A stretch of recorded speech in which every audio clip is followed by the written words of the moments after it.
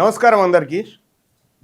మనం నిన్న చెప్పుకున్నట్టుగానే ఇవాళ కూడా తెలంగాణ రాష్ట్రంలో నడుస్తున్నటువంటి దినపత్రికల వార్తలు, వాటి ప్రయోజనాలు, వాటి పెట్టుబడిదారి విధానాలు ఇవన్నిటిని కూడా చాట్ జీపీటీ ఇవాళ కూడా కొంత డేటా ఇచ్చింది.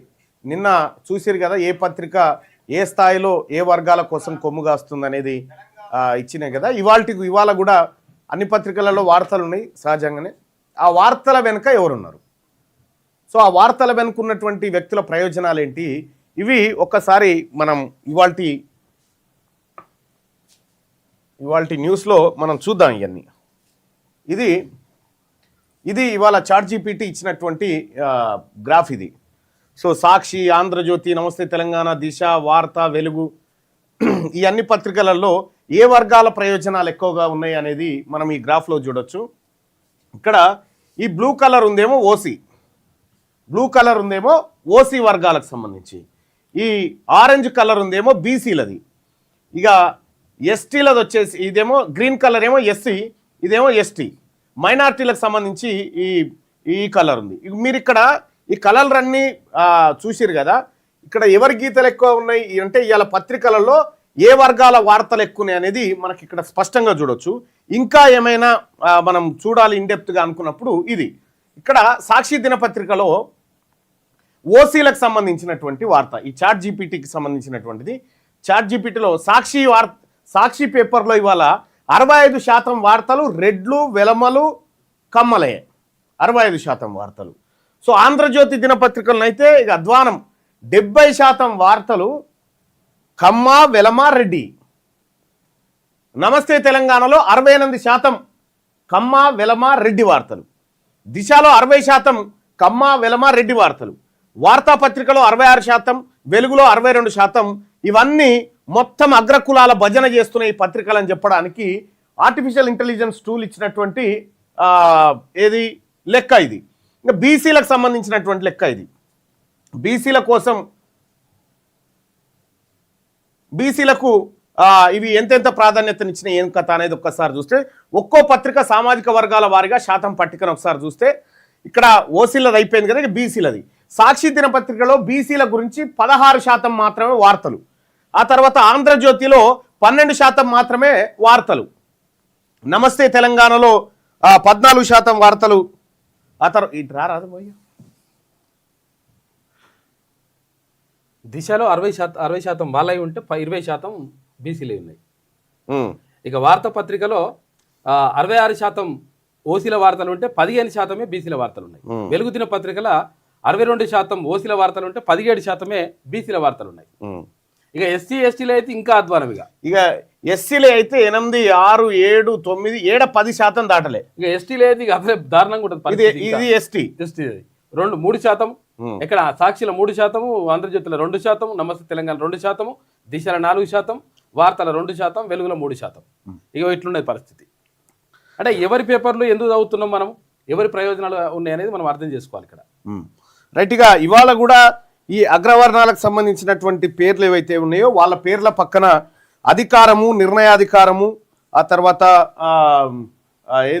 పరిపాలకులు అనేటువంటి పదాలను ఇవాళ కూడా వాడినాయి. ఆ తర్వాత బీసీలకు ఎస్సీ ఎస్టీలకు వచ్చేసరికి లబ్ధిదారులు, బాధితులు, నాయకత్వం, లబ్ధిదారులు, బాధితులు, క్రైము, ఇటువంటి అన్ని బీసీ ఎస్సీ ఎస్టీల కోసం పత్రికలు వాడినాయి. పత్రికల భాగవతం అంతా కూడా రోజు చెప్పుకునేటువంటి అవకాశం చాట్ జీపీటీ ద్వారా లేకపోతే ఈ ఆర్టిఫిషియల్ ఇంటెలిజెన్స్ ద్వారా వచ్చింది. ఎందుకంటే అవి అబద్ధాలు చెప్పాయి, ఉన్నట్టు తీసి చెప్తాయి. ఇక ఉన్నట్టు తీసి చెప్పుడుతోటి ఈ భాగవతం అంతా బయటపడతా ఉంది ఇప్పుడు. సో ఈ పత్రికలన్నీ కూడా ఓసీ వర్గాల కోసం పనిచేస్తున్నాయి అనేది స్పష్టంగా అర్థమవుతా ఉంది. ఇంకొక విషయం, చాలా గమ్మత్ విషయం ఏంటంటే ఇవాల్టి పత్రికలలో రేవంత్ రెడ్డి పేరును ఎన్నిసార్లు రాసుకునే ఒక్కొక్క పత్రిక. రేవంత్ రెడ్డి అనేటువంటి పేరును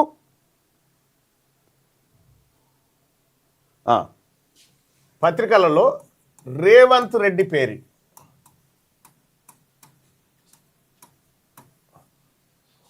ఇలా 9 తారీఖు 1వ నెల 2026 తెలుగు పత్రికలు.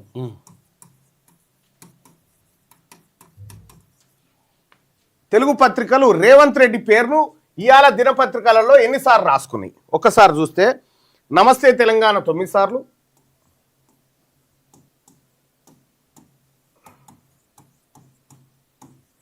రేవంత్ రెడ్డి పేరును 9 సార్లు వాడింది ఇవాళ 9 చోట్ల.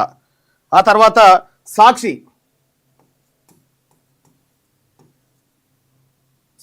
వచ్చేసి 7 సార్లు వాడింది. అయితే ఇదేంటంటే కొంచెం ఇంకెక్కువే సార్లు వాడింది, కానీ రేపటి నుంచి అది కరెక్ట్ చేస్తాం. రైట్. ఆంధ్రజ్యోతి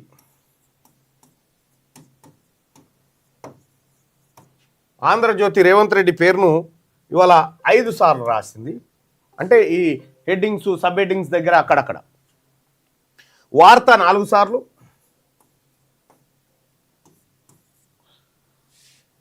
ఆ తర్వాత వెలుగు 5 సార్లు,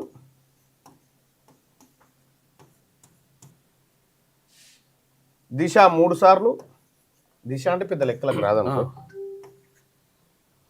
ఆంధ్రప్రభ 4 సార్లు రాసింది. ఒక రేవంత్ రెడ్డి పేరును ఇన్ని పత్రికలు ఇలా ఇన్నిసార్లు పలికినాయి. ఇవాళ మార్నింగ్లో పత్రికలలో ఇన్నిసార్లు పలికినాయి. ఇక పార్టీ పేర్ల విషయానికి వస్తే పార్టీల పేర్లు, ఏ పార్టీ పేరు పత్రికలు ఎన్నెన్ని సార్లు పలికినాయి ఇవాళ అన్ని పత్రికలు కలిపి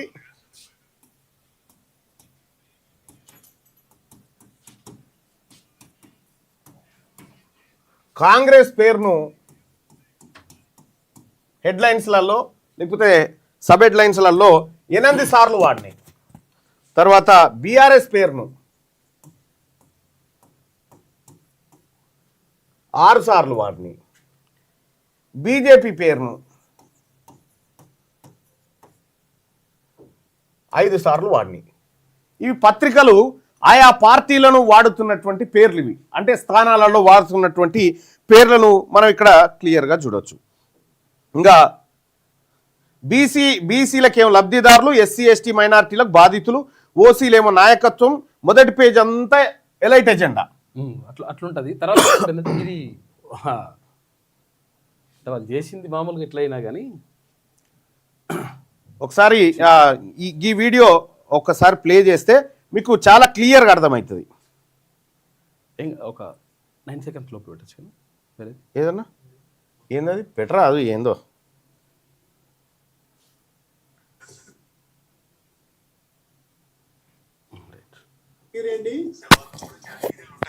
ఉంటదండి. పేదవాడైతే శవం, మధ్య తరగతి వాడైతే మృతదేహం, బలిసినోడైతే భౌతిక కాయం అంటారు. ఉండమ్మా బిజినెస్ ఫస్ట్. అట్లా బలిసినోనికి ఏమో ఒక పేరు ఉంటదండి, ఇంకా వీనికో పేరు ఆనుకో పేరు. ఒక ఈ వీడియోను ఇది కూడా ఏది ఆర్టిఫిషియల్ ఇంటెలిజెన్సే తయారు చేసి ఇచ్చింది ఈ వీడియో. ఈ వీడియోను చూస్తే మనకు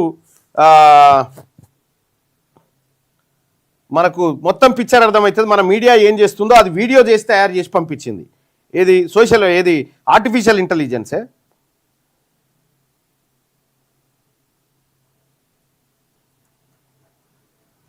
చాలా అద్భుతంగా చేసి ఉన్నట్టు చెప్తుంది. ఇంకా అట్లా దాపరికం బీపరికం ఏమీ లేదు, పాతము నేను నీకు రాయాలి, నువ్వు నాకు రాయాలి, ఇవన్నీ ఏమీ లేదు. అది ఉన్నట్టు చెప్తుంది.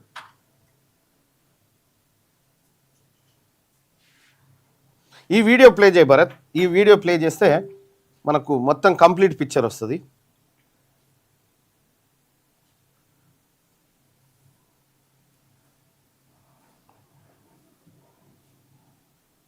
ఈ వీడియో చూడండి ప్రజలారా.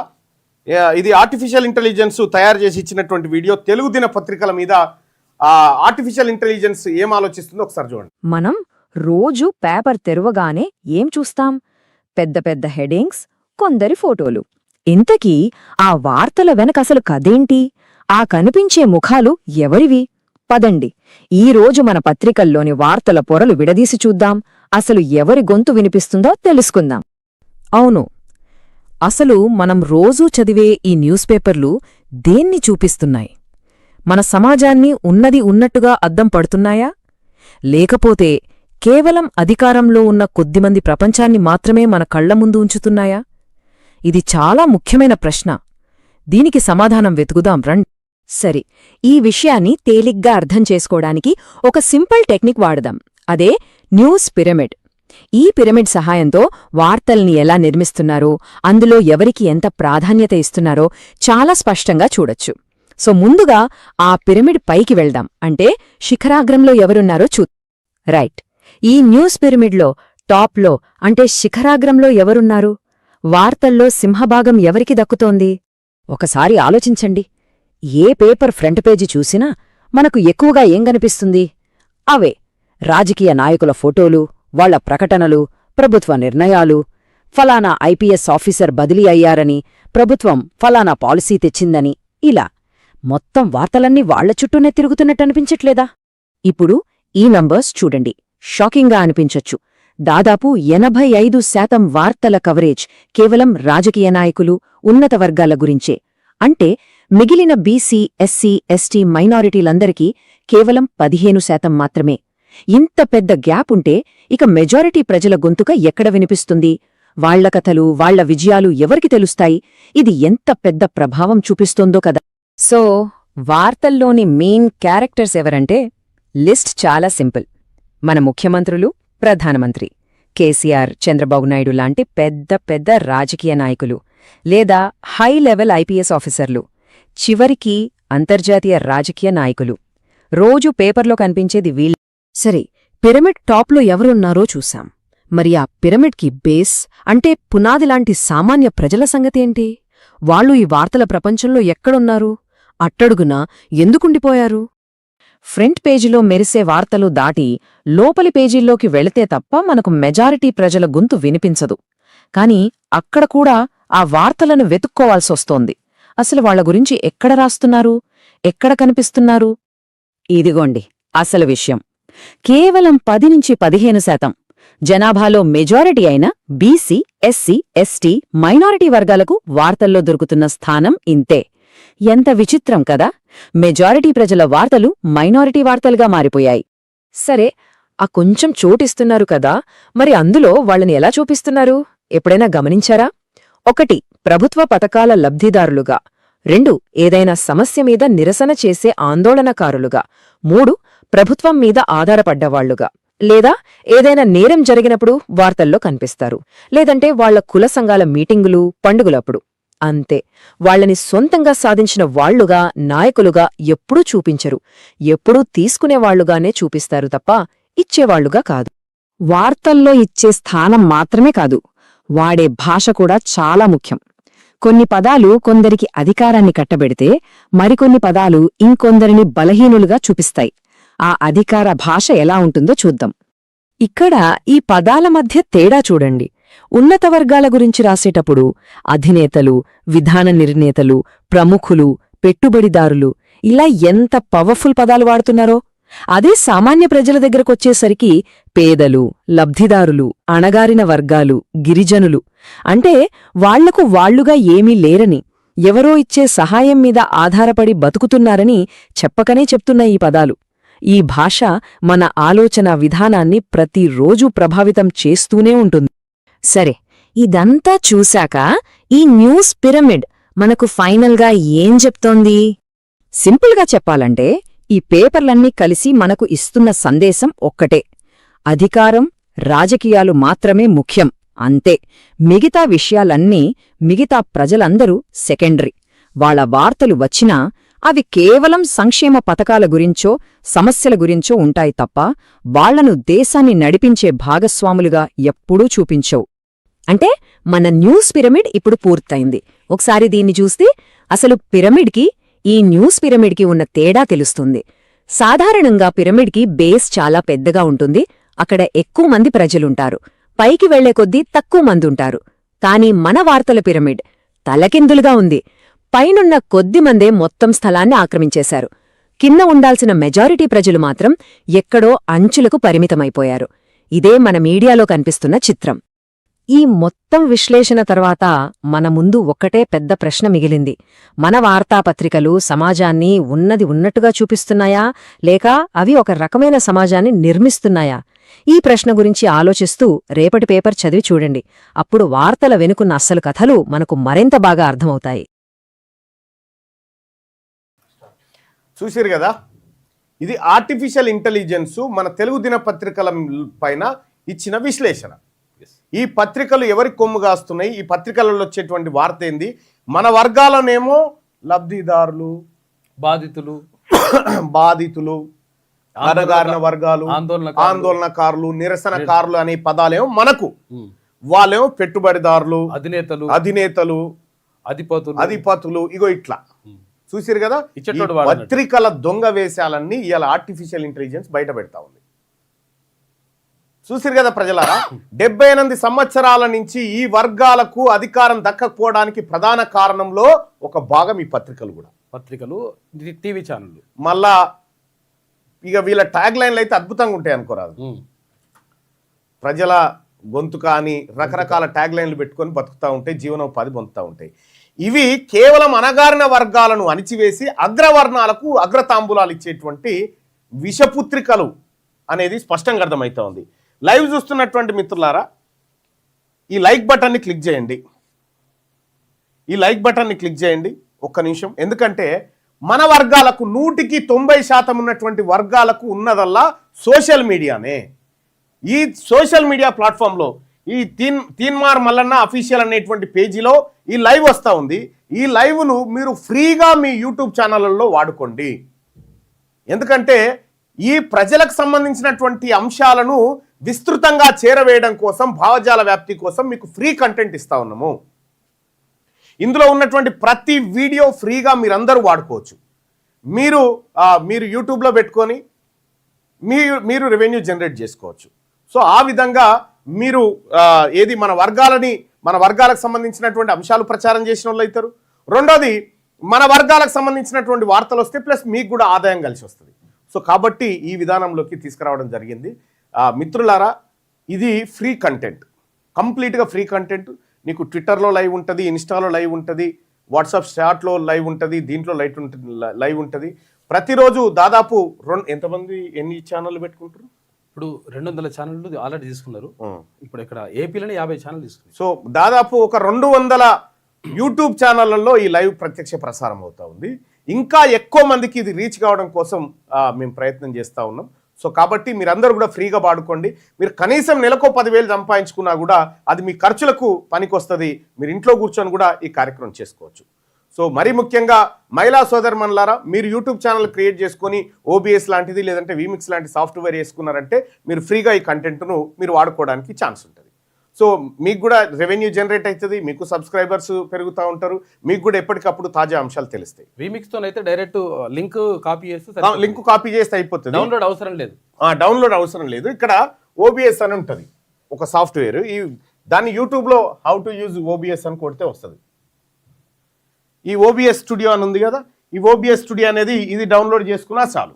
లేదంటే వీమిక్స్ అని ఉంటుంది, ఈ వీమిక్స్ డౌన్లోడ్ చేసుకున్నా చాలు ఈ సాఫ్ట్వేర్. దీంతో మీరు ఫ్రీగా లైవ్ ఇవ్వచ్చు అన్నట్టు, ఫ్రీగా మీ ఛానళ్ళల్లో లైవ్ ఇచ్చుకోవచ్చు. మీరే సొంత యూట్యూబ్ ఛానల్ క్రియేట్ చేసుకోవచ్చు, దానికి ఒక పేరు పెట్టుకోండి. సో ఇక్కడ లోగోలు కూడా ఏమీ లేకుండా ఫ్రీగా మీరందరూ వేసుకోవడం కోసం ఫ్రీగా ఎక్కడ కూడా ఒక చిన్న అడ్వర్టైజ్మెంట్ అన్న live is not coming in శనార్థి తెలంగాణ వై అని చెప్తా ఉన్నారు. ఇది ఫ్రీ కంటెంట్కి వచ్చినాం తమ్ముడు. శనార్థి తెలంగాణ అవన్నీ కూడా కమర్షియల్, కాబట్టి ఇది ఫ్రీ కంటెంట్ అందరికీ ఫ్రీగా ఇవ్వడం కోసం దాని నుంచి సాధ్యపడదు. కాబట్టి దీని నుంచే మానిటైజ్ లేకుండా ఫ్రీగా కంటెంట్ అందరికి ఇస్తా ఉన్నాం అన్నట్టు. సో ఇప్పుడు వచ్చేటువంటి కంటెంట్ అంతా కూడా ఖచ్చితంగా అందరికీ ఫ్రీగా ఇచ్చేటువంటి కంటెంట్. సో అందుకోసం ఇవన్నీ చేస్తా ఉన్నాం. ఇక్కడ మీరు మీ లోగో వేసుకోవచ్చు, మీరు ఇవన్నీ చేసుకోవచ్చు, తద్వారా మీరు ఆదాయాన్ని ఆర్జించవచ్చు. సేమ్ కంటెంట్ మాది, లోగో మీది, రెవెన్యూ మీది, అంతే. ఇది మెయిన్ ఉద్దేశం దాన్ని. సో లైవ్ చూస్తున్న మిత్రులారా, లైక్ చేయండి, షేర్ చేయండి. ఎక్కువ మంది 10 మంది అయినా 50 మంది అయినా ప్రతి ఒక్కరు పెట్టుకోండి యూట్యూబ్లో ఫ్రీగా పెట్టుకోండి. మీకు కంటెంట్ ఇందులో వచ్చి ఈ కంటెంటే కాదు, ఇంకా చాలా కంటెంట్ కూడా డెవలప్ చేస్తా ఉన్నాం. మీరు మీ ఛానల్లో వేసుకోవడానికి ఫ్రీ కంటెంట్ ఇంకా చాలా చాలా రూపాల్లో మీకు అందించబోతా ఉన్నాం. సో అది ఇప్పుడు వార్తాపత్రికల భాగవతం బయటపడ్డది కదా, ఈ పత్రికలు ఎవరికి కొమ్ము కాస్తున్నాయి అనేది. మనకున్నదల్లా ఓన్లీ సోషల్ మీడియా మాత్రమే, ఒక సోషల్ మీడియా మాత్రమే. ఈ సోషల్ మీడియా ఒక్కటే ఈ 90% ప్రజల ఆయుధం. ఇలా వార్తాపత్రికలు టీవీ ఛానళ్లను ప్రజలు ఎందుకు చూస్తలేరు ఎక్కువ? కేవలం 4% మంది మాత్రమే అటువైపు ఉన్నారు, మిగతా 96% మంది ఇటువైపు ఎందుకున్నారంటే అవి ఈ వర్గాలను పట్టించుకోవడం లేదు కాబట్టి ప్రజలు దాన్ని దూరం కొట్టినారు. సో కాబట్టి బీసీ, ఎస్సీ, ఎస్టీ, మైనారిటీ సోదరులారా, ఈ వర్గాలకు మనకున్నటువంటిది సోషల్ మీడియా ఒక్కటే. అది ఇన్స్టా కావచ్చు, అది ఫేస్బుక్ కావచ్చు, అది ట్విట్టర్ కావచ్చు, లేకపోతే అది యూట్యూబ్ కావచ్చు. ఈ సోషల్ మీడియా ప్లాట్ఫామ్లను మనం వాడుకుంటే మన వార్తలు వస్తాయి, మన రాజ్యం వస్తుంది. అందుకోసం మీరు సోషల్ మీడియా బీసీ ఈ యుద్ధంలో బీసీలకు జరుగుతున్నటువంటి అన్యాయం విషయంలో మనం చేస్తున్నటువంటి పోరాటం ఏదైతే ఉందో దీంట్లో వారియర్స్గా పనిచేయాలనుకుంటే, సోషల్ మీడియా వారియర్స్గా మీరు పని చేయాలి అనుకుంటే మాత్రం ఇగో ఇది ఫాలో కండి. అలాగే తెలంగాణ రాజ్యాధికార పార్టీలో చేరాలనుకుంటే ఇది ఫాలో కండి. ఎనుకో ముందో ఎప్పటికైనా సచ్చితోలమే. రేపటి సాగు కోసం ఇయ్యాల భయపడతామా? దశాబ్దాలుగా రెడ్లు, దొరల యువసేనలు, ఫేస్బుక్లు, ట్విట్టర్లు, ఇన్స్టాలు, యూట్యూబ్లను మన భుజాల మీద మోసినాం కదా. ఇక చాలు, ఎనఫ్ ఈజ్ ఎనఫ్. ఇప్పుడు నడుస్తుంది మన ఉద్యమం, బీసీల ఆత్మగౌరవ యుద్ధం. ఇది బీసీల అధికార దండయాత్ర. 78 ఏళ్ల తర్వాత మన కోసం మనం చేసుకుంటున్న తొలి పోరాటం. ఈ పోరాటంలో అగ్రకులాలకు, బీసీలకు మధ్య వార్ స్టార్ట్ అయింది. రెడ్లు, వెలమలకు 14 టీవీలు, 15 పత్రికలు ఉన్నాయి. బీసీలకు పేపర్ లేదు, టీవీ లేదు. ఉన్నదల్లా మీలాంటి యువరక్తమే. మీ బిగించే పిడికిలి, ఆ పిడికిలిలో సోషల్ మీడియా సైనికుడిగా మారి బీసీ యోధుడుగా నిలబడదాం. రండి బీసీ వీరులారా, వీర సోషల్ మీడియా సైనికులారా, చేయి కలిసింది, అధికారమే మిగిలింది. బీసీ సోషల్ మీడియా వారియర్స్గా పనిచేయాలనుకుంటున్నారా? ఇప్పుడే ఈ నెంబర్కు కాల్ చేయండి. 1 నిమిషం కేటాయించు, 78 ఏళ్ల దోపిడీని అరికట్టు. జై బీసీ, జై జై బీసీ, జై తెలంగాణ. ఈ తెలంగాణ రాజ్యాధికార పార్టీ ఇది ఫక్తు బీసీల ఆకాంక్షలు నెరవేర్చే పార్టీ. ఇది అన్యాయం జరిగిన వర్గాలకు అండగా నిలబడేటువంటి పార్టీ.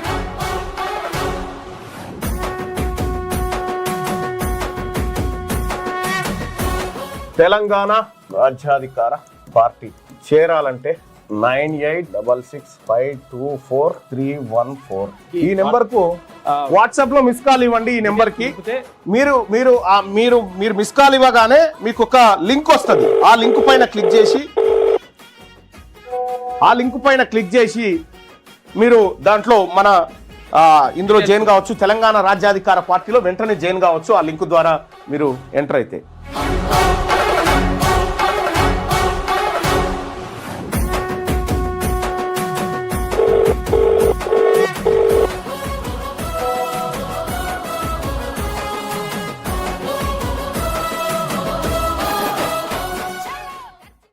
ఈ తెలంగాణ రాజ్యాధికార పార్టీ ఇది ఫక్తు బీసీల ఆకాంక్షలు నెరవేర్చే పార్టీ. ఇది అన్యాయం జరిగిన వర్గాలకు అండగా నిలబడేటువంటి పార్టీ.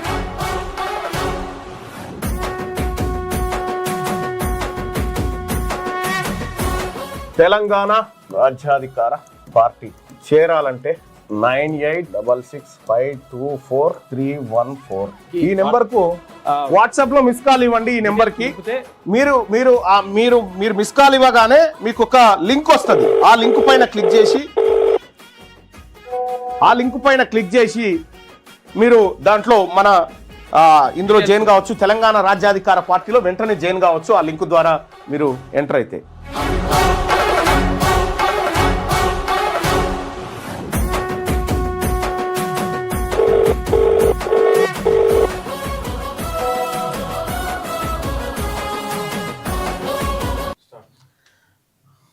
Right, thank you.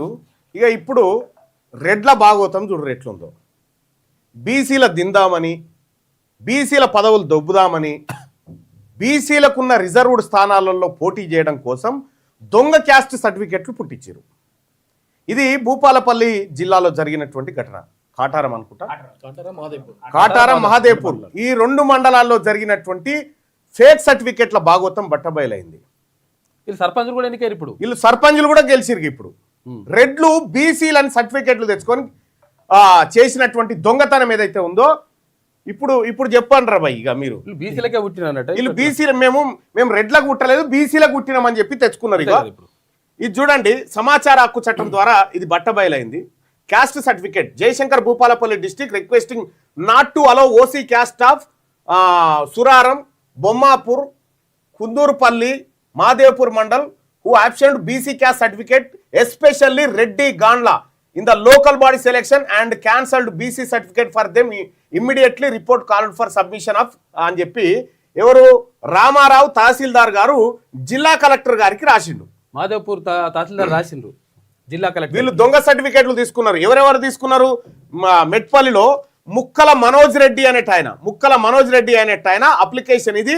ఆయన రెడ్డి అయితే బీసీ బి సర్టిఫికేట్ తీసుకున్నాడు. ఇక సురారంలో మడాక్ మనోహర్ రెడ్డి అనేట ఆయన బీసీ సర్టిఫికేట్ తీసుకున్నాడు. శివకుమార్ అంటే ఆయన బీసీ సర్టిఫికేట్ తీసుకున్నాడు, నాగుల శివకుమార్. ఆ తర్వాత మనోహర్ రెడ్డి ఆయన బీసీ సర్టిఫికేట్ తీసుకున్నాడు. సాయి చరణ్ బీసీ సర్టిఫికేట్ తీసుకున్నాడు. వీళ్ళంతా ఓసీలు దాదాపు ఇగో ఈ 13 మంది దొంగ సర్టిఫికేట్లు తీసుకొని సర్పంచ్ ఎలక్షన్ లో పోటీ చేసి ఇద్దరు గెలిచిరా. ఇగో మోహన్ రెడ్డి. మళ్ళీ ఏమంటారు? బీసీలు అంతా మా కింద బతకాలే, మా వాళ్ళ దాగి నువ్వు సర్పంచ్ అవుతావు రా భయ్. మా వాళ్ళది దీని సర్పంచ్. దొంగతనంగా బీసీ సర్టిఫికేట్లా బీసీలకే ఉట్టిరా మీరు? గోత్రం ఏదన్నట్టు ఇప్పుడు బీసీలకే ఉట్టిరా మీరు? ఇప్పుడు మా బీసీలకు రావాల్సినటువంటి పదవులను దొంగతనంగా ఇది ఎన్నికైనా అయిపోయిన తర్వాత ఎంఆర్ఓ ఇప్పుడు ఒప్పుకుంటుంది చూడు ఏమని. గుండ్రాపల్లి ఎంఆర్ఓ ఒప్పుకుంటుంది. ఎంఆర్ఓ ఏమంటుంది చూడండి. మైగట్ మండల ఆఫీస్ లో 3rd రోజు మాకు ఓరల్ ఇన్ఫర్మేషన్ వచ్చిందండి. కాటారం మండల్ గుండ్రాపల్లి విలేజ్ లో తొట్లపల్లి సావిత్రి రెడ్డి గాలిన సర్టిఫికేట్ ఫేక్ సర్టిఫికేట్ అనేది అప్లై చేసి రేగొండలో తీసుకున్నట్టు మా దృష్టికి వచ్చింది. మా దృష్టికి రాగానే వెంటనే మేము దాన్ని వెరిఫై చేయడం జరిగిందండి. మంజూర్ నగర్ మీ సేవా సెంటర్ ద్వారా అప్లై చేసినట్టుగా ఉంది. సిటిజన్ లాగిన్ నుండి అప్లై చేశారు. సిటిజన్ లాగిన్ నుండి ఏ డాక్యుమెంట్ అప్లోడ్ చేయకుండా labour card empty form upload చేసి సర్టిఫికేట్ కోసం అప్లై చేశారు. మా ఆఫీస్లో ఎవరు ఇన్వాల్వ్ అయ్యారో తెలియదండి. ఇదైతే నా దృష్టిలో కూడా లేదు. వేరే వాళ్ళు ఎవరు మా ఆఫీస్ వాళ్ళు స్టాఫ్ రెడ్డి గాన్ల సర్టిఫికేట్ ని వాళ్ళకి అప్రూవ్ చేశారు. నడుస్తుంది. ఎంక్వైరీ రిపోర్ట్ రాగానే మేము మళ్ళీ ఇన్ఫార్మ్ చేస్తాం. ఇగో ఫిర్యాదు చేసిరిగో ఈమెనే తోటపల్లి సావిత్రి.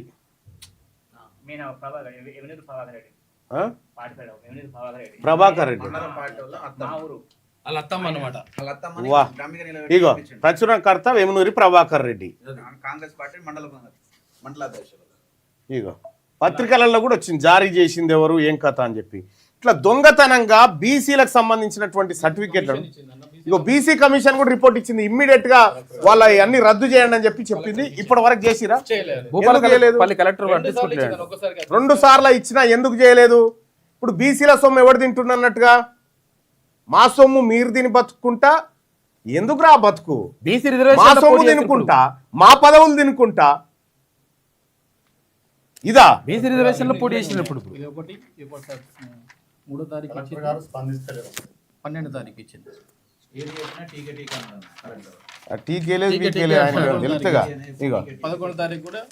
కథమేనా ఇది?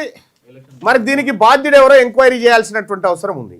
దీని వెనకాల ఎవరున్నారు ఇది ఎంక్వైరీ చేయాలి, వాళ్ళ పని చేయాలి. మనం బీసీలకు జరుగుతున్నటువంటి అన్యాయం ఇగో గిది. ఇంకా ఎన్నేళ్ల నుంచి మీ గమ్మత్ విషయం ఏంటంటే ఈడ ఈ ఉప్పల్ డిపో బస్ డిపో ఉందిగా, బస్సు డిపోలో రెడ్లు ఎస్సీ సర్టిఫికేట్లు పెట్టి చొరబడ్డారు. డ్రైవర్లుగా కండక్టర్లుగా 16 మందో 17 మంది ఉన్నారు. ఎస్సీ సర్టిఫికేట్లు పెట్టుకొని రెడ్లు చొరబడ్డారు. పేరేమో ఆయన పేరు రెడ్డి అని ఉంటది, ఆయన సర్టిఫికేట్ ఎస్సీ. వీళ్ళ అబ్బాయిదేమో వీళ్ళ అన్న వాళ్ళ కొడుకుదేమో ఓసీ సర్టిఫికేట్ ఉంది అన్నది. వీళ్ళన్ననేమో ఈడబ్ల్యూఎస్ కోటా కింద ఓసీ సర్టిఫికేట్ తెచ్చుకుండు, తమ్ముడేమో బీసీ అట గాన్లా. అంటే మరి వీరు వేరు వేరు పుట్టిరా ఎట్లా? సావిత్రి ఉన్నది కదా ఇప్పుడు, ఇందాక లత్త ప్రభాకర్ రెడ్డి వాళ్ళ అత్త ఇప్పుడు సర్పంచ్ అయింది. ఆమె. ఇప్పుడు ఆయన ఈడబ్ల్యూఎస్ సర్టిఫికేట్ ఉందా? పంపి ఇక చూడుర్రి. ప్రభాకర్ రెడ్డి అంటే ఊళ్ళో బెదిరించుడు, మమ్మల్ని ఘోరంగా చేసాడు, బెదిరించుడు ఎలక్షన్లో. వెన్నెప రెడ్డి భార్గవ్ రెడ్డి అన్న ఈ లక్ష్మారెడ్డి ఈ మోహన్ రెడ్డి వాళ్ళ అన్న కొడుకు ఈయన. లక్ష్మారెడ్డి ఇగో ఈడబ్ల్యూ గాన్ రెడ్డి గాన్ అని ఉందండి ఇక్కడ. ఇగో ఈడబ్ల్యూఎస్ సర్టిఫికేట్ తీసుకుండి వీళ్ళ అన్ననే, వీళ్ళ అన్న కొడుకు. అన్న కొడుకేమో ఈడబ్ల్యూఎస్ సర్టిఫికేట్ తీసుకుండు, ఈయనేమో ఇది. మరి మీరు ఎట్లా, మరి ఇది ఎట్లా, నేను పొరపాటు జరిగిందా ఎట్లా అయింది? మరి మా కులాలలోకి మీరు ఎట్లా జొరబడ్డారు? ఏమో మరి మా చెప్పండి. కులాలలోకి మీరు ఎట్లా జొరబడ్డారు? కొంత క్లారిటీ ఇవ్వాలి. ఎందుకంటే మీకు ఒకడేమో ఓసీ అవుతాడు, ఒకడు బీసీ అవుతాడు, ఎట్లా అయినరు? అన్న కొడుకు ఓసీ అవుతాడు, బీసీ ఈమె అవుతాడు. బీసీ ఎట్లా అవుతుంది? వాళ్ళ ఫ్యామిలీ మెంబర్ సర్టిఫికేట్ కూడా ఉందన్న. ఈ లక్ష్మారెడ్డి కొడుకేమో భార్గవ్ రెడ్డి. ఆ భార్గవ్ రెడ్డి ఓబీసీ మన ఈడబ్ల్యూఎస్, భార్గవ రెడ్డికి ఈడబ్ల్యూఎస్ కొడుకు. అబ్బా ఇక చూడరు ఎట్లా ఉన్నారో. అన్న గవర్నమెంట్ జాబ్ చేస్తాడు, ఓసీ సర్టిఫికేట్ ఉద్యోగం చేస్తాడు. వాళ్ళ అన్న ఉద్యోగం చేస్తాడు, ఓసీ సర్టిఫికేట్ అట. కొడుకు మరి ఈయనేమన్నా తేడానో ఏమో, మరి ఎట్లా ఏమన్నా జరిగిందో ఏమో మరి ఎట్లా? ఎంక్వైరీ చేసి బీసీ వాళ్ళ తండ్రి పేరు ఏముంది? బాబురెడ్డి. రెండు తండ్రి పేరు బాబిరెడ్డి. రెడ్డే ఉందా? బాబు పేరు తప్పు పెట్టుకున్నా ఏం కాపు, బాబురెడ్డి బాపాన్ని పెట్టుకున్నా అయిపోతుండే. బాపని పెట్టుకుంటే ఏం కాదు, కొంతవరకు నడుస్తుంది. మరి ఏం జరిగిందో తెలియదు, అది ఎక్కడ దెబ్బతిన్నదో తెలియదు. కానీ మొత్తానికైతే బీసీల సర్టిఫికేట్లు పెట్టుకొని దొంగతనంగా దొంగ రెడ్లు సర్పంచ్ లేరు. ఈ అంశం తేలేదాకా వదిలే ప్రసక్తే లేదు. దీంట్లో ఎవడెవడున్నా ఎవరిని వదిలిపెట్టే ప్రసక్తే లేదు. నువ్వు కలెక్టర్ గారు, నువ్వు టీకే అంటున్నావు, నీ టీకే సంగతి చెప్తా నేను. నీ టీకే సంగతి ఎవడెవడు ఉన్నాడు దీని వెనకాల, నేనే వస్తాడికి, నేనే వచ్చి కూర్చొని నీ టీకే సంగతి నీ కలెక్టర్ ఎట్లా నేను కూడా కూర్చొని మాట్లాడతాను. నేను మాట్లాడించు వాళ్ళు చెప్పు. ఇప్పుడు మీరేం డిమాండ్ చేస్తా ఉన్నారు?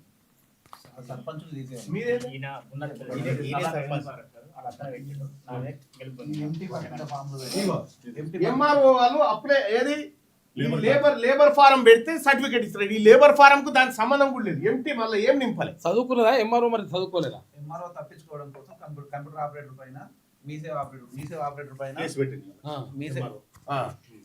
మీసేవ ఆపరేటర్ పైన క్యాండిడేట్ పైన సర్టిఫికేట్ చెప్పండి భాయ్ సాబ్, చెప్పండి ఏం జరిగిందో చెప్పండి. రేగొండ మేము మాట్లాడతామన్నా, ఏం జరుగుతుందో బీసీలకు? మేము మాట్లాడుతున్నామన్నా. ఇది ఈ దగ్గర సర్టిఫికేట్ పెట్టుకో, మైక్ దగ్గర పెట్టుకో. ఈ సర్టిఫికేట్ మీద మాట్లాడాక నేనే వస్తా. అన్న ఈ ఒక్క నిమిషం. ఈ సర్టిఫికేట్ మీద మేము ఎలక్షన్ కమిషన్ కి ఫిర్యాదు చేసినాం, ప్రిన్సిపల్ సెక్రటరీ ఫిర్యాదు చేసినాం, చీఫ్ సెక్రటరీ ఫిర్యాదు చేసినాం, హైకోర్టుకు వెళ్ళినాం. మేము రాత్రి ఆర్గ్యుమెంట్ చేసినాం అన్న, ఇది ఆర్ఓ దగ్గర మేము ఉండి అబ్జెక్షన్ చేస్తే రాత్రి 11 గంటల దాకా ఒక రెడ్డి ఆర్ఓ ఉన్నాడు అన్న, మళ్ళీ రెడ్డి ఎస్ఐ ఉన్నాడు. మేము ఆర్గ్యుమెంట్ చేస్తే మమ్మల్ని మెడల్ పట్టి అవతల తప్పిండన్న. ఆయన ఎవరైతే నామినేషన్ వేసిందో కనీసం కూడా ఆ నామినేషన్ వేసిన అతను కూడా మేమైతే అబ్జెక్షన్ చేస్తే అబ్జెక్షన్ రిటర్న్ కూడా ఇవ్వలేదు అక్కడ. నేను ఏమంటున్నా, ఇప్పుడు అర్థమైందా మన శత్రువులు ఎవరు, మనం ఎవరితో కొట్లాడని అర్థమైంది కదా? అర్థమైంది అన్న. అందుకే చెప్తా ఉన్నా, వీళ్ళని ఊళ్ళో పొరిమేల దాకా కూడా లేకుండా చేయాలి. అందుకోసమే మన బీసీ రాజ్యం కోసం పోరాటాలే. మన హక్కులు మనం సాధించుకోవాలంటే మనం అధికారం. ఇంత మంచిగా బీసీ కమిషన్ 2 సార్లు వాళ్ళకి సర్టిఫికేట్ రద్దు చేయమని కలెక్టర్ సిఫారసు చేస్తే కనీసం స్పందించకపోతే ఇంకెక్కడికి పోకటన్నా, ఇక బీసీ కమిషన్ దగ్గర పోయినాం, ఇంకెక్కడికి పోతారన్నా? ఇక ఇంతకన్నా ఎక్కడికన్నా పోయాలనుకున్నదా? నేనే వస్తా, మీరు మీ డిమాండ్ ఏంటో చెప్పండి, నేనే వస్తా. చెప్పండి. ఎక్కడెక్కడ ఏం జరిగింది, ఏ ఊర్లో? కాటారం మండలం గుండ్రాత్పల్లి అనే గుండ్రాత్పల్లి విలేజ్ లా తోటపల్లి సావిత్రి అనేట సర్పంచ్ ఎన్నిక పోటీ చేసింది. సర్పంచ్ ఎన్నిక పోటీ చేసి గెలిచింది. గెలిచినాక మేము కాటారం ఎంఆర్ఓ ఆఫీస్ లో సమాచార హక్కు చట్టం ద్వారా పెట్టినాం. ఈమె ఎన్నిక ఎట్లా గెలిచింది, సర్టిఫికేట్ ఎక్కడికి వెళ్ళి వచ్చినాయి అని ఎంఆర్ఓ ఆఫీస్ వెళ్తే ఎంఆర్ఓ ఆఫీస్ వాళ్ళు మా దగ్గర సర్టిఫికేట్ తీసుకోలేదని వాళ్ళు మనకు రిప్లై ఇచ్చింది. లేదు, ఆమె ఆధార్ కార్డు ఉంటే ఆమె ఆధార్ కార్డు బట్టి మీ సేవలో కొట్టినాం. మీ సేవలో కొడితే ఆమె కులం సర్టిఫికేట్ ఎక్కడ తీసుకున్నదంటే భూపాలపల్లి జిల్లా రేగొండ మండలంలో తీసుకున్నది, రేగొండ విలేజ్ అని అక్కడే తీసుకొని కాటారం మండలం పోటీ చేసింది. పోటీ అక్కడ కూడా ఆరు అంటే స్వామి అనేట ఆయన ఉన్నాడు, ఆయన కూడా ఇదే కథ. అంటే వాళ్ళకు సపోర్ట్. అక్కడ మండల పార్టీ అధ్యక్షుడు వేమనూరి ప్రభాకర్ రెడ్డి, ఆ ప్రభాకర్ రెడ్డి వాళ్ళ అత్త. వాళ్ళ అర్థం ఏంటంటే వీళ్ళ మమ్మల్ని లోపలికి రానియకుండా, ఆఫీస్లోకి రానియకుండా ఆయన 1-2 గంటలు ఉండి ఆయన అప్రూవల్ చేయించుకున్నాడు. అప్రూవల్ చేసుకుని అది అయిపోయినాక మొన్న ఎట్లనే ఉన్నట్టున్నది అన్న, బీసీలో గుట్టిరా మరి ఏందా వీళ్ళు తెలుస్తలేదు, పేరుకు రెడ్డి మరి ఉన్న సర్టిఫికేట్లు బీసీ. మరి అప్పుడప్పుడు అనిపిస్తుంది బీసీ జనరల్ ఈ ముసలమ్మ 85 సంవత్సరాలు ఉంటాయన్న. ఈ ముసలమ్మని కూర్చుంటే పెట్టి గెలిపించారు. అది బెదిరించుకుంటా బీసీలని, ఎస్సీలని, ఎస్టీలని, అరే బిడ్డ నువ్వు ఎట్లా ఓటేస్తారో వాళ్ళకు అని బెదిరించుకుంటా గెలిపించుకున్నాం. మేము ఆడికెళ్ళి కాటం రేగొండ తహసీల్దార్ దగ్గరికి పోయినాం. రేగొండ తహసీల్దార్ దగ్గరికి పోతే తహసీల్దార్ గారు చూసి ఫస్ట్ మమ్మల్ని పట్టించుకోలేదు. మా దగ్గర ఎందుకు వస్తుందని చూపి సర్టిఫికేట్ చూపించగానే ఆ ముఖం చిన్నగా అయింది. అరే మా దగ్గరికి ఎట్లా వస్తుంది సర్టిఫికేట్ అని. మేము ఎంబడే సమాచార హక్కు చట్టం పెట్టినాం. సమాచార హక్కు చట్టం పెడితే మీరు రేపు రండి మీకు మొత్తం ఫామ్స్ ఇస్తా అని చెప్పింది.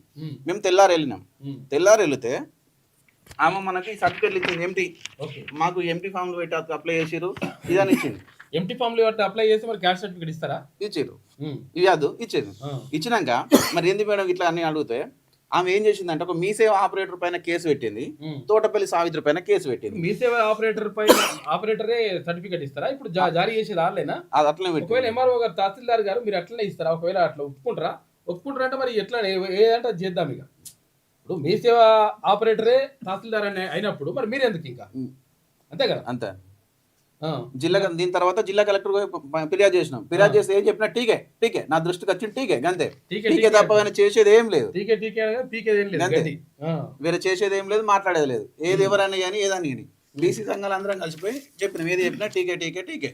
ఇంకో నాగరాజ్ ఇతడు బాగా అరాచకంగా నేను ఎలక్షన్ లో పడితే నన్ను ఊళ్ళకి వచ్చి ప్రభాకర్ రెడ్డి ఊళ్ళకి వచ్చి వరామ చేసి నేను దొంగల్లా ఉన్నా లంగల్లా ఉన్నా నేను ఏదైనా చేస్తా అనే అన్న అన్నిట్లా ఉన్నా నేను ఏదైనా చేస్తా నాతో పెట్టుకుంటే డబ్బు అంటే అరాచకంగా ఈ బ్యారేజ్ అప్పుడు అరాచకంగా కొన్ని కోట్ల ప్రభుత్వ భూములు వాళ్ళ అమెరికన్ మన కొడుకు బిడ్డ అలా పేరు పెట్టి మన ఈ కోట్ల డబ్బులు తీసుకున్నాడు. అటు మీద అంత అరాచకంగా చేసి ఊళ్ళో బెదిరించుడు, వార్డు నెంబర్లో పెట్టుకుంటే వార్డు నెంబర్లో బెదిరించుడు, మళ్ళీ అప్లై చేసుడు.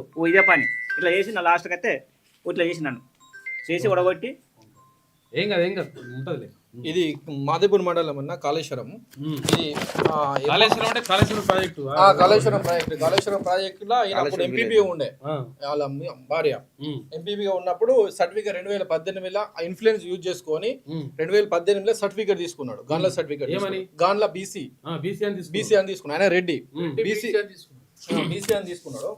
అందులో ఏమో వాళ్ళ అన్న కొడుకు ఈడబ్ల్యూసీ తీసుకున్నాడు. బీసీ సర్టిఫికేట్ ఈయన బీసీ సర్టిఫికేట్ తీసుకొని పోటీ చేసిండు. ఎంఆర్ఓ ఈ 13 మంది మాదేపూర్ మండలంలో 13 మంది ఉన్నారు. ఈ 13 మంది ఫేక్ సర్టిఫికేట్ తీసుకున్నారు. దీన్ని ఇమీడియట్ క్యాన్సిల్ చేయమని చెప్పి కలెక్టర్ కు రిపోర్ట్ చేసిండు. కలెక్టర్ ఆయన ఏం చేసిండు, బీసీ కమిషన్ రాసిండు. బీసీ కమిషన్ ఏం చేసిందంటే ఎంఆర్ఓ రిపోర్ట్ ప్రకారం మీరు అవి ఇమీడియట్ లో మీరు క్యాన్సిల్ చేయండి అని చెప్పి బీసీ కమిషన్ ఇచ్చింది. ఆ తర్వాత మళ్ళీ కలెక్టర్ మళ్ళీ బీసీ కమిషన్ రాసిండు. బీసీ కమిషన్ రాస్తే మీరు స్టాండింగ్ ఆర్డర్స్ ఏమున్నాయో ఆ ఆర్డర్స్ బట్టి మీరు సర్టిఫికేట్ రద్దు చేయమని చెప్పి బీసీ కమిషన్ ఇచ్చినా కూడా కలెక్టర్ మాత్రం ఏదంటే స్పందిస్తలేడు. ఆర్ఓ దగ్గర కూడా ఎలక్షన్స్ అన్నాయి. ఆ 3 రోజుల్లో మాకు ఉండు కలెక్టర్ ఎలాంటి స్పందించలేదు. 5 రోజుల ఛాన్స్ ఉన్నది. బీసీ కమిషన్ డిసెంబర్ 12 తారీఖున రాస్తే మా ఎలక్షన్స్ 17 తారీఖు. 5 రోజుల నామినేషన్ ఏం చేస్తున్నట్టు మరి భూపాలపల్లి కలెక్టర్ మరి ఏంది టీకే అంటారన్నమాట. ఈ టీకే ఏదో నీ కథ ఏందో. దీన్ని మేము ఆర్ఓ దగ్గర కూడా మేము అబ్జెక్షన్ చేసినప్పుడు కూడా ఆర్ఓ రెడీ అయిపోయిండు. ఆర్ఓ రెడీ అయిండు. అక్కడ ఉన్న ఎస్ఐ రెడీ అయిండు. ఇక మాది మాట్లాడనీయకుండా చేసిండు. అతను ఎవరైతే నామినేషన్ వేసిండో ఆ పర్సన్ కూడా అప్పటి వరకు ఇక్కడ నామినేషన్ స్క్రూటినీ వరకు కూడా అక్కడ రాలేదు. మేము చేసిన అబ్జెక్షన్ కనీసం మాకు ఏం రాసేలు ఆయన దగ్గర నుంచి కూడా ఏం అడగలేదు. అడగకుండా పోటీ చేసిండు. బీసీలోకి వచ్చిన దాన్ని కూడా వీళ్ళే తీసుకుంటే ఎట్లన్నా 42% అంటే 42% పోయింది. ఇప్పుడు ఉన్న 17% 33 నుంచి 23 తెచ్చిండు కేసీఆర్. 23 నుంచి ఇప్పుడు 17 తెచ్చిండు రేవంత్ రెడ్డి. ఈ 17 కూడా వెళ్ళిపోతారు. మళ్ళీ ఇది ఒక కూడా మేము దరఖాస్తు నాన్న చూసిన అంటే పోలీస్ స్టేషన్ పోతుంది, కలెక్టర్ ఆఫీస్ పోతుంది. ఎమర్జెన్సీ పెట్టినాం. పెడితే 24 గంటలు ఇస్తా రమ్మని ఇట్లా 3-4 రప్పించుకొని తర్వాత ఆడిపోని ఈడిపోని అని చెప్పి ఇప్పుడు ఎంపీడీఓ మీద కేసు పెట్టాలి, ఎంఆర్ఓ మీద సర్టిఫికేట్ ఇష్యూ చేసిన వాళ్ళ మీద కేసు పెట్టాలి. కలెక్టర్ తీసుకుపోయి లోపల వాడి కలెక్టర్ గారికి 3 సార్లు వినాం రద్దు చేస్తా మేడం ఇచ్చిన తర్వాత అంటాను కానీ తప్ప రద్దు చేసేది లేదు. ఎప్పటికీ ఎన్ని చేస్తారు తెలియదు. అట్లా ఇబ్బంది పెడతాను. ఇతడు మాత్రం మమ్మల్ని గుండెపల్లి గ్రామ పంచాయతీ ఘోరం అంటే మా ఇంటి బెదిరించుడు ప్రభాకర్ రెడ్డి. ఇతని గురించి బాగున్నది. ఇతడు ఏంటంటే మొత్తం బెదిరింపుడు శ్రీధరబాబు హంట చూసుకొని మరీ దారుణంగా అంటే అంత జిల్లాలో ఈయనంత లంగ అంటూ లేడుగా. అంత 100 లంగ నట్టు మొత్తం బ్యారేజ్ దిశలో మాత్రం దాదాపు కొన్ని కోట్ల డబ్బులు కుంభకోణం చేసాడు. కోట్ల డబ్బు పెట్టి నేను లంగల్లా ఉన్నా, నేను దొంగల్లా ఉన్నా, నేను ఏదైనా చేస్తానే ఒప్పుకున్నానే ఒప్పుకుంటాను. ఆయన ఒప్పుకొని తిరిగి ఊళ్ళో తిరిగి అందరిని పిలిచి మన ఇంటి నుంచి బయటకు వెళ్ళకుండా నన్ను చేసిండు. వార్డ్ నెంబర్ ప్రతి ఒక్క వార్డ్ నెంబర్ బెదిరించిండు. నా ఇద్దరు వార్డ్ నెంబర్ 70 కొని గెలిచిండు. అంతా 150 గెలిచిన 150 నాకు వచ్చినాయి. అది గెలుపు కాదు, అది మొత్తం బియ్యం ప్రమాణం చేసి అన్ని మన అలసంగా బెదిరించుడు, బియ్యం ప్రమాణం చేసుడు, బియ్యం ఫస్ట్ బియ్యం వేసి ప్రమాణం చేయించిండు. వేసి ఇద్దరు వార్డ్ నెంబర్ కొని 40 అంటే 27 గెలిచిన. ఆయనకు కూడా ఏం చెప్పాలంటే నువ్వు రెడ్డికి ఉంటున్నావా లేకపోతే మీకు రెడ్డిని వేస్తామా లేకపోతే ఆ బీసీని అని చెప్పేసి బియ్యం ప్రమాణం చెప్పి పసుపు బియ్యం ఉంటాయిగా, పసుపు బియ్యం తీసుకుపోయి చేతిలో పెట్టు. మా ఎంబడి 100 మంది ఉంటే ఆయన వస్తే 100 మంది అంటే రన్న మా దగ్గర రారు. అంటే భయం అనేది మళ్ళీ ఏం చేస్తాడో, ఏడ పెట్టిస్తాడో, ఏం దొరికిస్తాడో, ఏం చేస్తాడో భయం. లంగలు కాబట్టి సరే కూర్చోండి అన్న. భూపాలపల్లికి అన్న వస్తాడు, తిరుమల వస్తాడు. 100% వచ్చి అక్కడ కలెక్టర్తో మాట్లాడదాం. బరాబర్ సెట్ అయిపోతుంది లెక్క. ఎట్టెట్టుంటుంది లెక్క ఎవడాడు ఇప్పుడు బీసీ రిజర్వేషన్ ఇచ్చిందే మొత్తం ఇచ్చింది లేదురా పీకింది లేదురా బాబు అంటే దాంట్లో కూడా ఇటువంటి లంగ కథలు అన్నమాట మొత్తం. ఇంకెన్ని దగ్గరలో జరిగినాయో ఇప్పుడు మీ దగ్గరికి అయితే ఈ రెండు బయటకు వచ్చినాయి. ప్రాంతం అంతా మాది ఛత్తీస్గఢ్ మహారాష్ట్ర బార్డర్ లో ఉంది. మా ప్రజలు కూడా ఇంకా కాలేదు, చదువుకోలేదు, చదువు దూరంగా ఉన్నారు. వాళ్ళందరినీ ఇట్లా చేసి వీళ్ళంతా అధికారం ఇంకా దొరల పాలన ఇంకా ఈ రెడ్ల పాలన చైతన్యం కలిపి పబ్లిక్ చైతన్యం కల్పిస్తే ఆటోమేటిక్ ఓటు గుద్దుతే లెక్క. కాళేశ్వరం ఊరు ఇప్పుడు కాళేశ్వరం ప్రాజెక్ట్ ఉంది కదా, కేసీఆర్ కాళేశ్వరం అంటాడు కదా, కాళేశ్వరం ఊర్లోనే ఈ కథ. కూర్చోండి మాట్లాడదాం.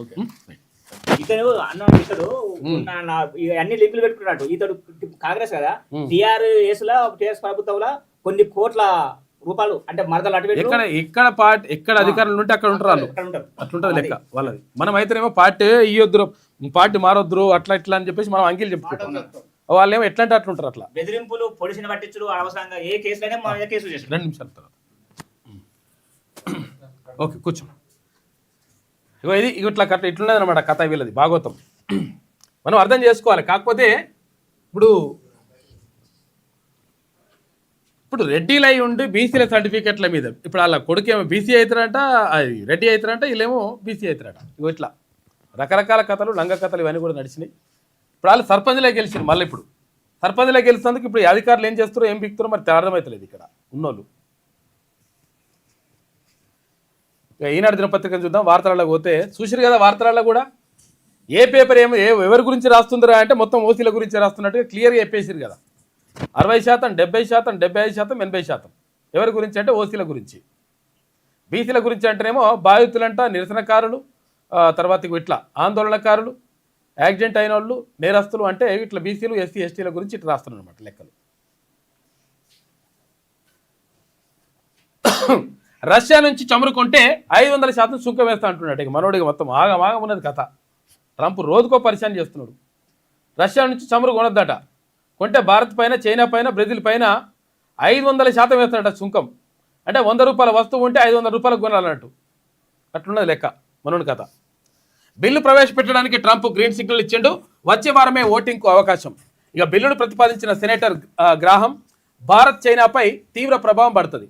కుప్పగూలిన స్టాక్ మార్కెట్లో అని చెప్పేసి ఒక వార్త కనిపిస్తూ ఉంది. చూసుకో. ఇక 7.69 లక్షల కోట్లు మదుపరుల సంపద ఆవిరైపోయింది. స్టాక్ మార్కెట్లో మొత్తం కుప్పగూలిపోయినాయి నిన్న.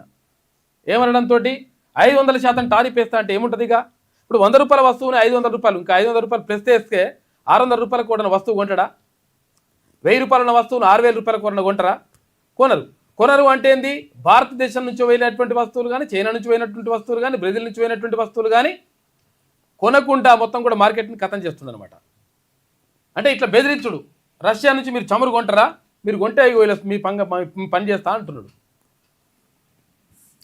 రష్యా నుంచి చమురు కొనే దేశాలపై మరింత కక్ష సాధించేందుకు అమెరికా సిద్ధమైంది. ఆ దేశాలపై 500% సుంకాలు విధించే బిల్లును తేవడానికి అమెరికా అధ్యక్షుడు డొనాల్డ్ ట్రంప్ గ్రీన్ సిగ్నల్ ఇచ్చారు.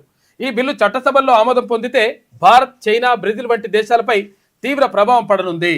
శ్వేత సౌధంలో బుధవారం ట్రంప్తో తన సమావేశం ఫలవంతంగా సాగిందని, రష్యాపై ఆంక్షల బిల్లుకు ఆయన గ్రీన్ సిగ్నల్ ఇచ్చారని సెనేటర్ లిండ్సే గ్రాహం తెలిపారు. అయితే శాంతి కోసం ఉక్రెయిన్ చాలా వరకు మినహాయింపులకు అంగీకరించింది. పుతిన్ మాత్రం మాటలతో కాలం వెల్లిబుచ్చుతున్నారు. అయితే అమాయకులను చంపుతూనే ఉన్నారు అని ఎక్స్లో పేర్కొన్నారు. ఈ బిల్లు సకాలంలో ఆమోదం పొందాలని ఆకాంక్షించారు. ఈ బిల్లు అధ్యక్షుడు ట్రంప్నకు భారత్, చైనా, బ్రెజిల్ దేశాలకు వ్యతిరేకంగా వ్యవహరించడానికి అపారమైన పరపతిని కల్పిస్తుందని చెప్పేసి ఎక్స్లో పెట్టిండట. చూసుకో. ఇక ట్రంప్ కథ ఇట్లున్నది. ఇక ఈడీ వర్సెస్ దీది అని చెప్పేసి ఒక వార్త కనిపిస్తూ ఉంది. ఇక్కడ పశ్చిమ బెంగాల్లో ఇక్కడ పొలిటికల్ స్ట్రాటజిస్ట్ ప్రశాంత్ కిషోర్కి చెందినటువంటి ఇది ఐపాక్ ఉంటుంది కదా, ఐపాక్ పైన ఈడీ దాడులని పెట్టిరట. ఈడీ దాడులను ఎందుకు పెట్టినరు ఐపాక్ పైన అని చెప్పి అంటే అక్కడ ఏది ఇక్కడ దీది ఎవరు పశ్చిమ బెంగాల్ ముఖ్యమంత్రిగా ఉన్నటువంటి ఎవరైతే మమతా బెనర్జీ ఉందో ఈ మమతా బెనర్జీకి సంబంధించినటువంటి స్ట్రాటజీస్ తర్వాత ఇప్పుడు వచ్చే ఎన్నికల్లో వాళ్ళు ఏం స్ట్రాటజీ ప్లే చేస్తున్నారు, ఎవరు కీలకంగా ఉన్నారు, ఎవరు అభ్యర్థులు ఉన్నారు, ఏం కథ, దీనిపైన మొత్తం కూడా నజరేసి దానిపైన మొత్తం వివరాలని తీసుకొని ఆ పేపర్లను ఎత్తుకొని పోయారట ఎవరు ఈడీ అధికారులు. దీంతో అక్కడ రైడ్ జరుగుతూ ఉంటే ముఖ్యమంత్రి మమతా బెనర్జీ తర్వాత పోలీస్ అధికారులతో కలిసి అక్కడ ఆఫీస్కి పోయింది. ఆమె పెద్ద లొల్లి, అమిత్ షానే ఇది చేపిస్తున్నాడని చెప్పేసి అక్కడ మమతా బెనర్జీ అంటుంది.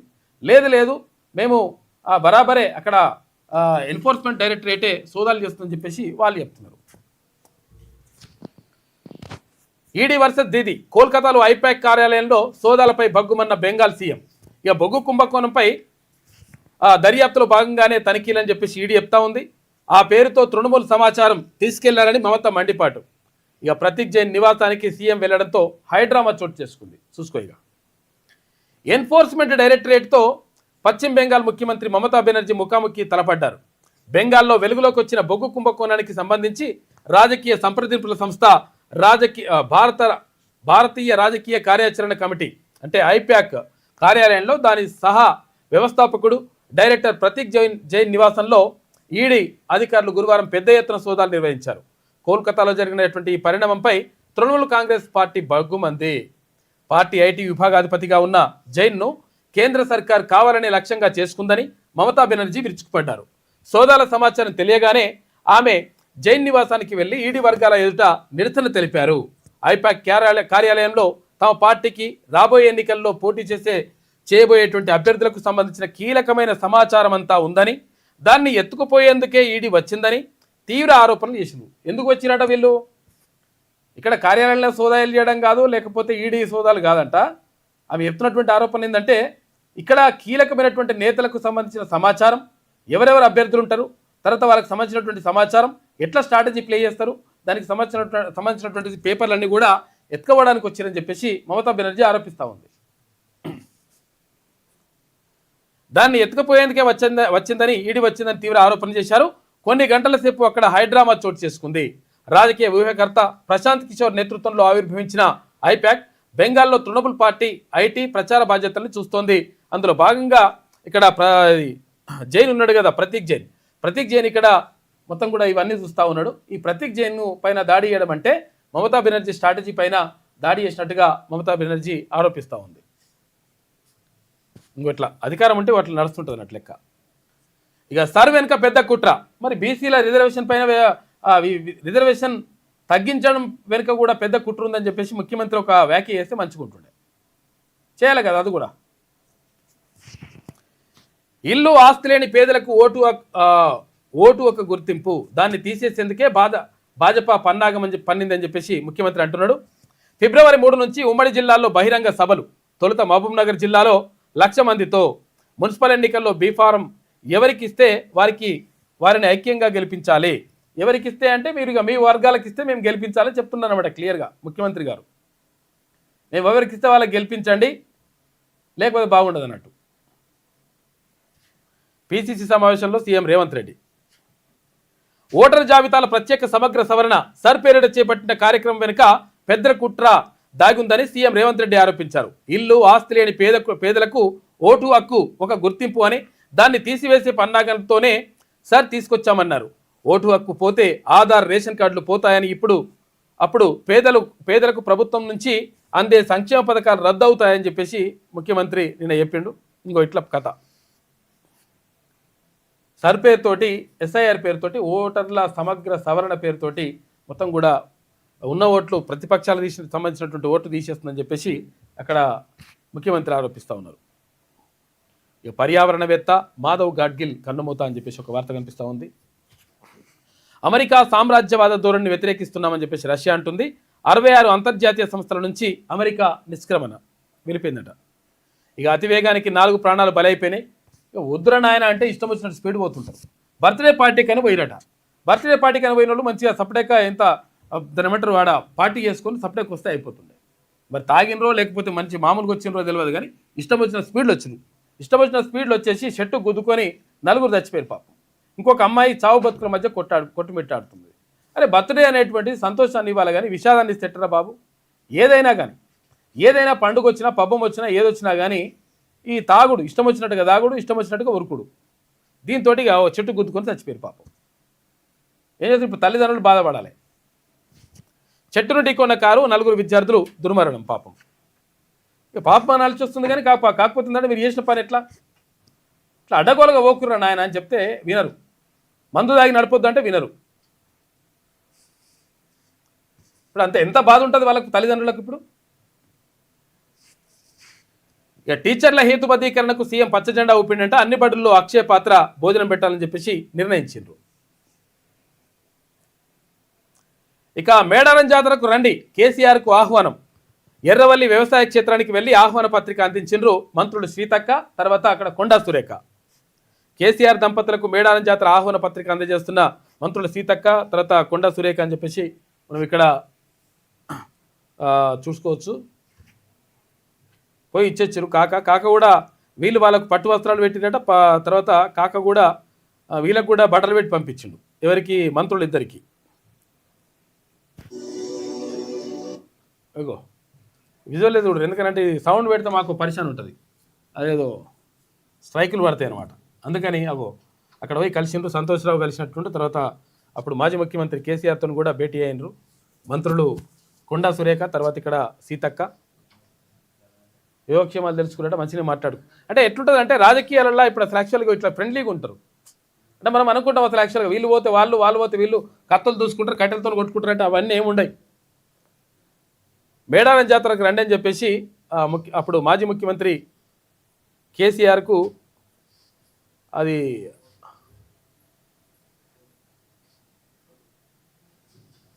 ఆహ్వాన పత్రిక ఇచ్చిండ్రు.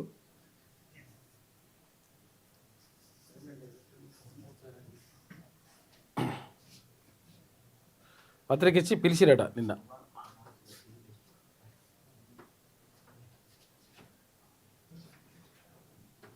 ఇంకో పత్రిక ఇచ్చి నిన్న పిలిచిండ్రు.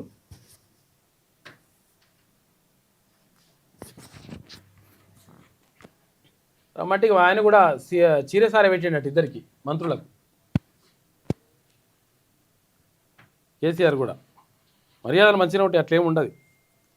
ఇంటికి పోతే వంట తింటుంటే వడ్డిస్తారట కాక. ఇది దీనికి సంబంధించి మేడారం జాతరకు ఆహ్వానించిండ్రు అక్కడ మంత్రులు. ఇది ఈనాడులో ఉన్నటువంటి ప్రధాన కథనాలు. అయితే ఒకసారి వెలుగుదిన పత్రిక చూద్దాం. ఏమాయ్ వెలుగు వస్తలేదు. రైట్. ఐపాక్ ఆఫీసులో ఈడీ సోదాలు, అడ్డుకున్న మమత. సోదాల సమయంలో ఐపాక్ చీఫ్ జైన్ ఇంటికి వెళ్లిన సీఎం తమ పార్టీ అభ్యర్థుల జాబితా వ్యూహాలను దొంగిలించడానికి వచ్చారని చెప్పేసి ఫైర్ అయింది మమతా బెనర్జీ. అసలు యాక్చువల్గా ఐపాక్ అనేది ఇక్కడ ఎవరు? ప్రశాంత్ కిషోర్, పీకే ఉంటాడు కదా, ఏది రాజకీయ వ్యూహకర్త. రాజకీయ పార్టీలకు సంబంధించి ఇట్లా వ్యూహాలు చేయాలి, తర్వాత ఇట్లా గెలవాలి ఇట్లా అని చెప్పి చెప్తుంటాడు అనమాట. అయితే ఇక్కడ ప్రతీక్ జైన్ అని చెప్పేసి ప్రతీక్ జైన్ ఇక్కడ ఉపాధ్యక్షుడిగా ఉన్నాడు. తర్వాత అక్కడ ఏది పశ్చిమ బెంగాల్లో రాజకీయ వ్యూహకర్తగా ఉన్నాడు. ఎవరికి? తృణమూల్ కాంగ్రెస్ పార్టీకి. తృణమూల్ కాంగ్రెస్ పార్టీ ఎవరిది? అక్కడ ముఖ్యమంత్రిగా ఉన్నటువంటి మమతా బెనర్జీ. మమతా బెనర్జీకి సంబంధించినటువంటి పార్టీకి వాళ్ళు అట్లా ఉంటే ఇక్కడ ఐపాక్ ఆఫీస్ పైన ఈడీ సోదాలు చేయాలి, తర్వాత అవకతవకలు జరిగినాయి అట్లా అని చెప్పేసి చెప్పిందట. చెప్తే అసలు యాక్చువల్గా ఈడీ సోదాల గురించి రాలేదు. ఎవరైతే ఇక్కడ తృణమూల్ కాంగ్రెస్ సంబంధించినటువంటి అభ్యర్థులు ఎవరు, వాళ్ళకి సంబంధించినటువంటి వివరాలు ఏంటి, వీళ్ళు చేస్తున్నటువంటి రాజకీయ వ్యూహం ఏంటి, ఇవన్నీ కూడా కనుక్కోవడానికి వచ్చిండ్రు, ఇవన్నీ కూడా తీసుకోవడానికి వచ్చిండ్రు. అందుకని ఇవన్నీ కూడా పేపర్లను ఎత్తుకపోయారని చెప్పేసి అక్కడ మమతా బెనర్జీ ఆరోపిస్తూ ఉంది. కోల్కతాలోని ఐపాక్ గ్రూప్ చీఫ్ ప్రతీక్ జైన్ ఇల్లు, ఆఫీసులో ఎన్ఫోర్స్మెంట్ డైరెక్టరేట్ సోదాలు నిర్వహించడం రాజకీయ దుమారాన్ని రేపింది. ఇక రేడ్ చేస్తున్న సమయంలోనే ప్రతీక్ జైన్ ఇంటికి బెంగాల్ సీఎం మమతా బెనర్జీ పోలీసులతో కలిసి కోల్కతా పోలీస్ చీఫ్ వినీత్ గోయల్ వెళ్లారు. అయితే జైన్ ఇంటి నుంచి కొన్ని ఫైళ్లను తీసుకెళ్లారు. అయితే తీసుకెళ్తే ఏమైంది, ఇక్కడ తృణమూల్ ఎన్నికల వ్యూహం, 2026 ఎన్నికల అభ్యర్థుల జాబితాలు, పార్టీ రహస్య పత్రాలను దొంగిలించడానికే కేంద్ర హోంమంత్రి అమిత్ షా ఈ ఈడీని పంపించడని చెప్పేసి ఆమె ఆరోపిస్తూ ఉంది. లేదు లేదు ఈయన మొత్తం కూడా అవకతవకలకు పాల్పడ్డారు, ఇట్లా మొత్తం దాన్ని మేము బయటకు తీసుకొస్తానికి వచ్చామని చెప్పేసి ఏమో ఈడీ చెప్తున్నది.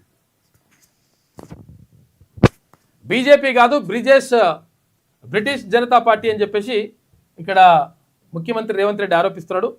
అదానీ అంబానీ కోసం ఉపాధి హామీ పథకాన్ని ఎత్తివేసే కుట్ర, కేంద్ర సర్కార్పై సీఎం రేవంత్ రెడ్డి ఫైర్ అని చెప్పేసి ఒక వార్త కనిపిస్తూ ఉంది. ఇది ఇట్లుంటే ఒక్క నిమిషం, ఇది ఉండే కదా ఒకటే వాళ్ళు యాడ్ కూడా ఇచ్చిండ్రు వాళ్ళు, ఏంటున్నదా ఉపాధి హామీ ఎత్తేసే కుట్ర అని చెప్పేసి ఇక్కడ ముఖ్యమంత్రి అంటే వీళ్ళు యాడ్ ఇచ్చిండ్రు. ఎవరు? బీజేపీ వాళ్ళు. ఏంది ఇంకో ఇట్లా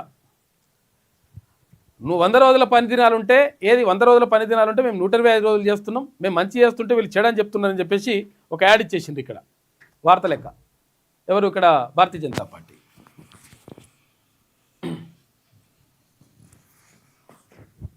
ఇక కేంద్ర సర్కార్పై సీఎం రేవంత్ రెడ్డి ఫైర్, కొత్త చట్టాన్ని వ్యతిరేకిస్తూ రాష్ట్ర వ్యాప్తంగా ఆందోళనలు. ఇక ఈ నెల 20 నుంచి 30 వరకు ఊరూరా నిరసనలు, గ్రామ సభల్లో తీర్మానాలు. ఉమ్మడి జిల్లా కేంద్రాల్లో ఫిబ్రవరి 3 నుంచి 9 వరకు బహిరంగ సభలుంటాయంట. ములుగు సభకు సోనియా గాంధీ, రాహుల్కు ఆహ్వానం. ఇక మున్సిపల్ ఎన్నికల్లో మెజార్టీ సీట్లు సాధించాలి, అందరూ సమన్వయంతో పనిచేయాలని దిశానిర్దేశం. పిసిసి విస్తృత స్థాయి సమావేశంలో సీఎం మాట్లాడాడు. ఉపాధి హామీ కోసం రాష్ట్ర వ్యాప్తంగా ఉద్యమం అని చెప్పేసి డిప్యూటీ సీఎం బట్టి విక్రమార్క అంటున్నాడు. ఇక్కడ పథకం గొప్పతనాన్ని వివరిస్తూ పోస్టర్ల పంపిణీ అని చెప్పేసి పిసిసి చీఫ్ మహేష్ కుమార్ గౌడ్ అంటున్నాడు. మొత్తం మీద ఇక్కడ ఏది మున్సిపల్ ఎన్నికలకు సంబంధించి మొత్తం కూడా అంతా రంగం సిద్ధమవుతా ఉంది. దీనికి సంబంధించి ముఖ్యమంత్రి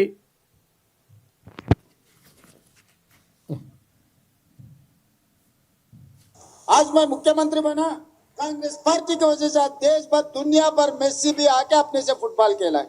नहीं ये तो कौन देखेगा? फुटबॉल देखने के लिए भी पट्टी जी एक पास भी नहीं देते थे, है नहीं? ఒకవేళ ఇప్పుడు మెస్సీ నాతో ఫుట్బాల్ ఆడిండు, తర్వాత మెస్సీ ప్రపంచ దిగ్గజ ఫుట్బాల్ ఆటగా నాతో క్రికెట్ ఆడిండు, నేను ముఖ్యమంత్రి ఉన్నా కాబట్టి ఇట్లా నడిచింది, లేకపోతే పోయి చూస్తేందుకు కూడా అవకాశం ఉండదు అని చెప్పి చెప్తున్నాడు. అట్లా सबसे मेरा एक ही गुजारिश है, चुनाव ऐसा वैसा नहीं है। लोग बोल रहे भाई जो जुबलिंस इलेक्शन में गली गली में क्यों मुख्यमंत्री घूम रहे, सरपंच इलेक्शन में क्यों मुख्यमंत्री घूम रहे? तो जिस दिन अपने लिए जो मेहनत की, अपने लिए जो पसीना खून दे दिए, जब उनको जिताने के लिए गली गली में घर घर भी घूमना पड़ता, गली गली छोड़ दो, गाँव गाँव छोड़ दो, घर घर घूम के उन लोगों को जिताना है। గల్లీ గల్లీ ఊరూరు కాదు, మొత్తం ఊరు ఇంటింటికి పోయి ప్రచారం చేయాలని చెప్పి చెప్తున్నాడు ముఖ్యమంత్రి రేవంత్ రెడ్డి. అట్లా నడుస్తుందన్నమాట. ఇది మొత్తం మీద ఇప్పుడు ఏంటంటే 117 ఏది మున్సిపాలిటీలకు, తర్వాత 6 కార్పొరేషన్లకు ఎన్నికలు జరుగుతున్నాయి. ఎన్నికలు జరుగుతాయనే నేపథ్యంలో మొత్తం మీద 9 జిల్లాలల్లో 9 జిల్లాలు ఉమ్మడి జిల్లాలల్లో అంటే 10 జిల్లాలు ఉన్నాయి కదా ఉమ్మడి జిల్లాలు. ఈ 10 జిల్లాలు ఉంటే హైదరాబాద్ మినహాయించి, ఎందుకంటే గ్రేటర్ హైదరాబాద్ పరిధిలో ఏది జిహెచ్ఎంసీ ఉన్నది కాబట్టి జిహెచ్ఎంసీ పరిధిలో ఇప్పుడు ఎన్నికలు జరగవు. ఎక్కడ జరుగుతాయి? ఊర్లలో జరుగుతాయి, మొత్తం అన్ని జిల్లాలలో జరుగుతాయి. కాబట్టి 117 మున్సిపాలిటీలు, తర్వాత 6 కార్పొరేషన్లకు సంబంధించి ఎన్నికలు జరుగుతాయి. కాబట్టి అక్కడ ముఖ్యమంత్రి పర్యటన కూడా ఉంటుందంట. దానికి సంబంధించి వాళ్ళు మొత్తం సమాయత్తం చేసుకుంటా ఉన్నారు. ఇక జిల్లాల బార్డర్లు సెట్ చేద్దామని చెప్పేసి మళ్ళీ ఒకటి, ఎందుకంటే అసలు యాక్చువల్గా కొడంగల్ నియోజకవర్గం 3 జిల్లాలలో ఉన్నది. తర్వాత ఇక్కడ ఏది కరీంనగర్లో కొన్ని నిరసనలు జరుగుతున్నాయి. తర్వాత ఒక్కొక్క దగ్గర ఒక్కొక్క నియోజకవర్గం 2-3 నియోజకవర్గాలు 3 జిల్లాలలో ఉండడం, 2 జిల్లాలలో ఒక నియోజకవర్గం ఉండడం, ఇట్లా రకరకాలుగా ఉన్నది. కాబట్టి దీన్ని సెట్ చేద్దామని చెప్పేసి అనుకుంటున్నారంట. అయితే మరి కొన్ని చిక్కులు వచ్చేటువంటి పరిస్థితి కూడా ఉంటుంది. ఇప్పుడు నిజంగా చెప్పాలంటే అసలు యాక్చువల్గా మా బొమ్మల రామారం ఉన్నది, బొమ్మల రామారం మేడ్చల్ల కలపాలనే డిమాండ్ ఉన్నది. మరి అంటే ఇప్పుడు ఎక్కడ దగ్గర ఉన్నది అంటే అసలు యాక్చువల్గా ఉమ్మడి నల్గొండలో ఉండే, ఉమ్మడి నల్గొండ అంటే 120 కిలోమీటర్లు మా ఊరికి. అంటే దాన్ని అసలు యాక్చువల్గా పట్టించుకోకుండా ఇష్టం వచ్చినట్టు దందాన్ని కొట్టేసారు. కాబట్టి ఇప్పుడు ఏమో సెట్ చేస్తా అని అంటున్నారు. గజిబిజికి చెక్ పెట్టేందుకు రాష్ట్ర సర్కార్ కసరత్తు చేస్తూ ఉంది. మండలాల మార్పుకు అధికారులతో స్టడీ, మెగా హైదరాబాద్ను 3 జిల్లాలుగా చేసే యోచనలో ఉందట. ఇప్పుడు దీనికి కథ ఏంటంటే అసలు యాక్చువల్గా ఇది లెక్కల కథ కూడా ఉన్నది, అంకెల గారడి ఉంటుంది కదా, అంకెల కథ కూడా ఉంటుంది. ఎందుకంటే వీళ్ళు సంఖ్యా సిద్ధాంతం మీద ఉంటుంది కదా, సంఖ్య ఏమంటారు దాన్ని, ఇప్పుడు జ్యోతిష్యం ఉంటుంది కదా, ఈ జ్యోతిష్యంలో సంఖ్యామానం, సంఖ్యా సిద్ధాంతం దాన్ని కూడా నమ్ముతుంటారు. అయితే ముఖ్యమంత్రిగా గతంలో పనిచేసినటువంటి కేసీఆర్కు ఆయన లక్కీ నెంబర్ ఏంటంటే 6, అందుకని 3-3-6 చేసిండు ఆయన. ఏది జిల్లాలు 33 జిల్లాలు చేసిండు. మంచిగా ఉండదురా బాబు 32 అంటే 32 కాదు, ఇంకొక జిల్లా కూడా పెంచడం 33 చేసిండు. అది తీసుకొచ్చి పెట్టిండు. ఆయన 6 ఆయన సంఖ్య. ఎందుకంటే కారణం నెంబర్ కూడా చూడరు. ఎప్పుడన్నా కేసీఆర్ కున్న కాంతాన్ని మొత్తం మ్యాక్సిమం 6 నెంబర్లే ఉంటాయి, 6 6 6 అని ఉంటుంది. తర్వాత ఇప్పుడు ఉన్నటువంటి ముఖ్యమంత్రికి లక్కీ నెంబర్ 9 అని చెప్పేసి మీరు కారణం నెంబర్ చూడండి, మీరు 9 ఉంటుంది అన్నీ. అయితే అసలు యాక్చువల్గా ఇప్పుడు ఏం చేస్తున్నారు, ఒక 3 జిల్లాలు పెంచడమా? 3 జిల్లాలు పెంచితే ఏమైతే ఎంత అవుతుంది, ఇప్పుడు 36 అవుతుంది. 36 అయితే 6 3 ఎంత అవుతుంది, 9 అవుతుంది. 9 వచ్చేటట్టు. ఒకవేళ 3 జిల్లాలు ఇంకా 6 జిల్లాలు తగ్గించడం, 6 జిల్లాలు తగ్గించే ప్రయత్నం కూడా చేస్తున్నట. 6 జిల్లాలు తగ్గిస్తే ఎంత అవుతుంది, 27 అవుతుంది.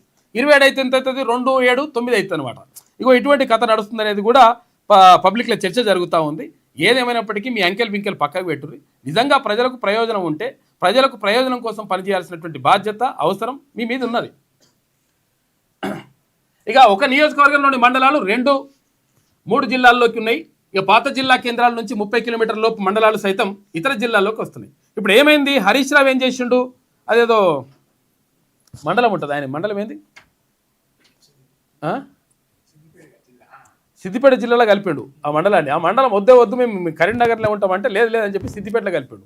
కారణం ఏంటంటే ఈయన లోకల్ అనిపించుకుంటేందుకు. వాళ్ళు బెజ్జంకి మండలం ఉన్నది కదా, బెజ్జంకి మండలం అసలు యాక్చువల్గా వాళ్ళు మేము కరీంనగర్లో ఉంటామని చెప్పేసి 50 రోజులు 100 రోజులు వాళ్ళు ధర్నా చేసిండ్రు.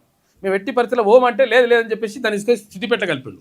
ఎందుకంటే ఈయన సిద్దిపేట లోకల్ అనిపించుకోవాలి, నాన్ లోకల్ అయిన వేరే జిల్లా అయినా చీడ ఎట్లా పోటీ చేస్తారని చెప్పేసి అనుకుంటారు కదా. ఇక ఇటువంటి కథలు పడరు వాళ్ళు, అందుకని ఇవన్నీ సెట్ చేస్తానంటున్నారు.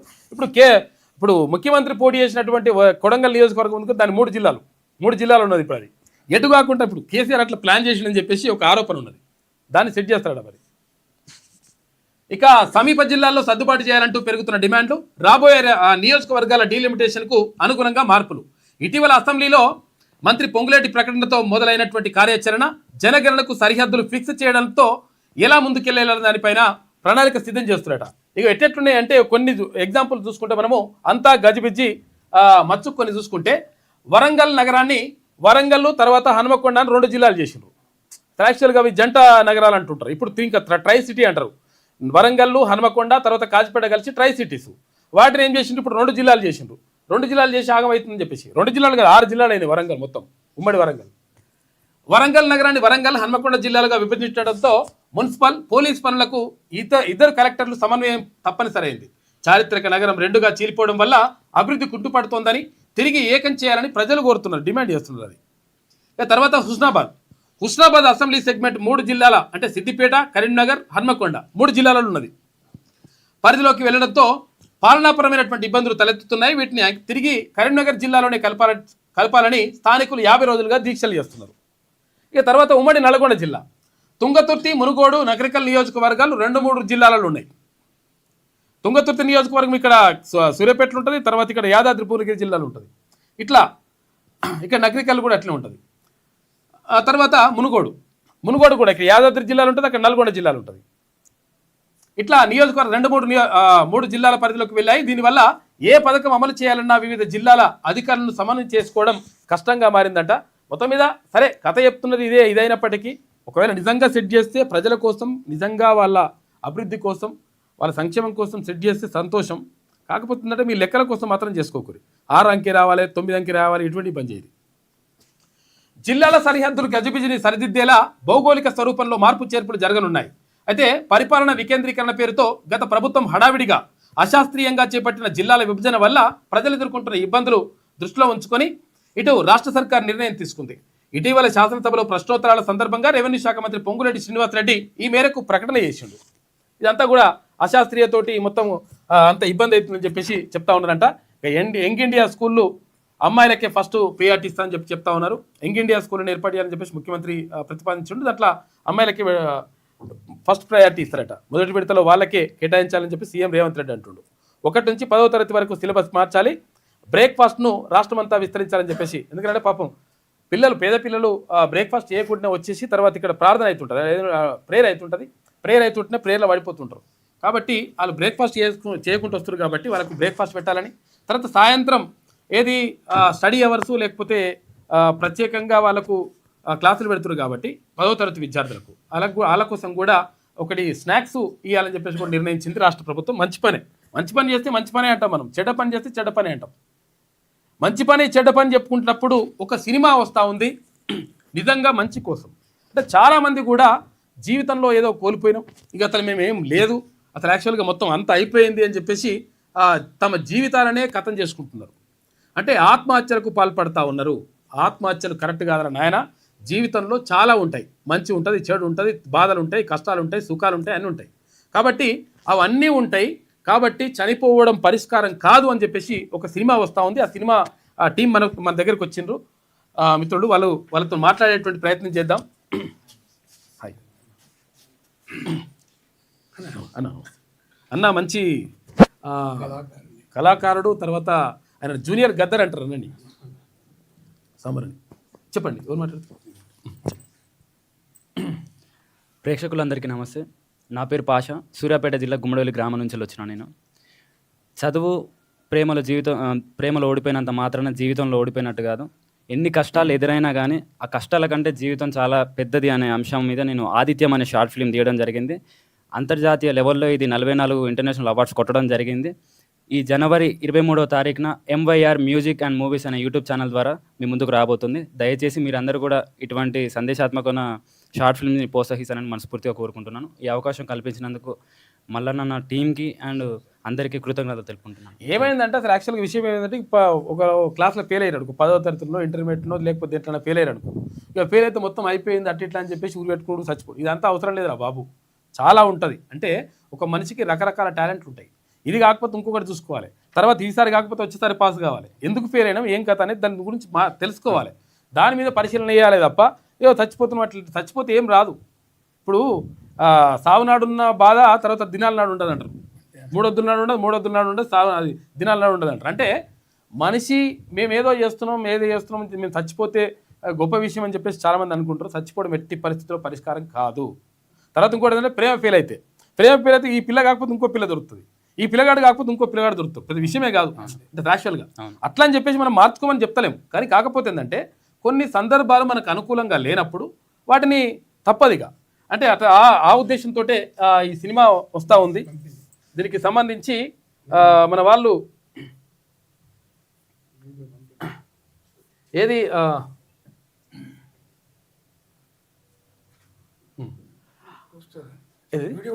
వీడియో పంపిరా? రైట్. ఇది ఆదిత్యం అని చెప్పేసి సినిమా వస్తూ ఉంది. ఆ సినిమాకి సంబంధించి అదేది వీడియో ట్రీజర్ వేస్తే మళ్ళీ మనకి మన సైకిల్ బీకిల్ పడతాయి. ఫస్ట్ టైం మనదే ఒక్కసారి అది పంపినామా? Okay right. ఇగో ఇది దాని గురించి ఇంకా మాట్లాడండి. మీరు మాట్లాడండి. ఎండ్ ఆఫ్ ది డేకి ఏంటంటే, ఈ పుట్టుక అనేది ఒక దేవుడిచ్చిన గొప్ప వరం ఇది. ఎందుకంటే జీవితం అనేది కేవలం ఒక్క వ్యక్తితోటే ముడిపడింది కాదు. వాళ్ళ తల్లిదండ్రులు ఎన్నో సంవత్సరాలు కష్టపడి వాళ్ళ జీవితాన్ని త్యాగం చేసి మరీ పెంచి పెద్ద చేస్తారు. ఈ చదువు అనేది ఏంటంటే, చదవద్దని చెప్పట్లేను, కాకపోతే దాంట్లో ఫెయిల్ అయినా కానీ ఉన్న స్కిల్స్ నుంచే బయటికి జీవితంలో ఎట్లా ముందుకు రావాలనే అంశాల మీద ఒక ఇంట్రెస్ట్ అనేది బిల్డ్ చేసుకోవాలి. ఉన్న స్కిల్ నుండి డెవలప్ కావాలి. చివరి శ్వాస ఉన్నంత వరకు పోరాడాలనే అద్భుతమైన సందేశాన్ని ఇస్తున్నాను ఈ షార్ట్ ఫిల్మ్ ద్వారా. ప్రతి ఒక్కరు ట్రైలర్ కూడా చూసుకుంటే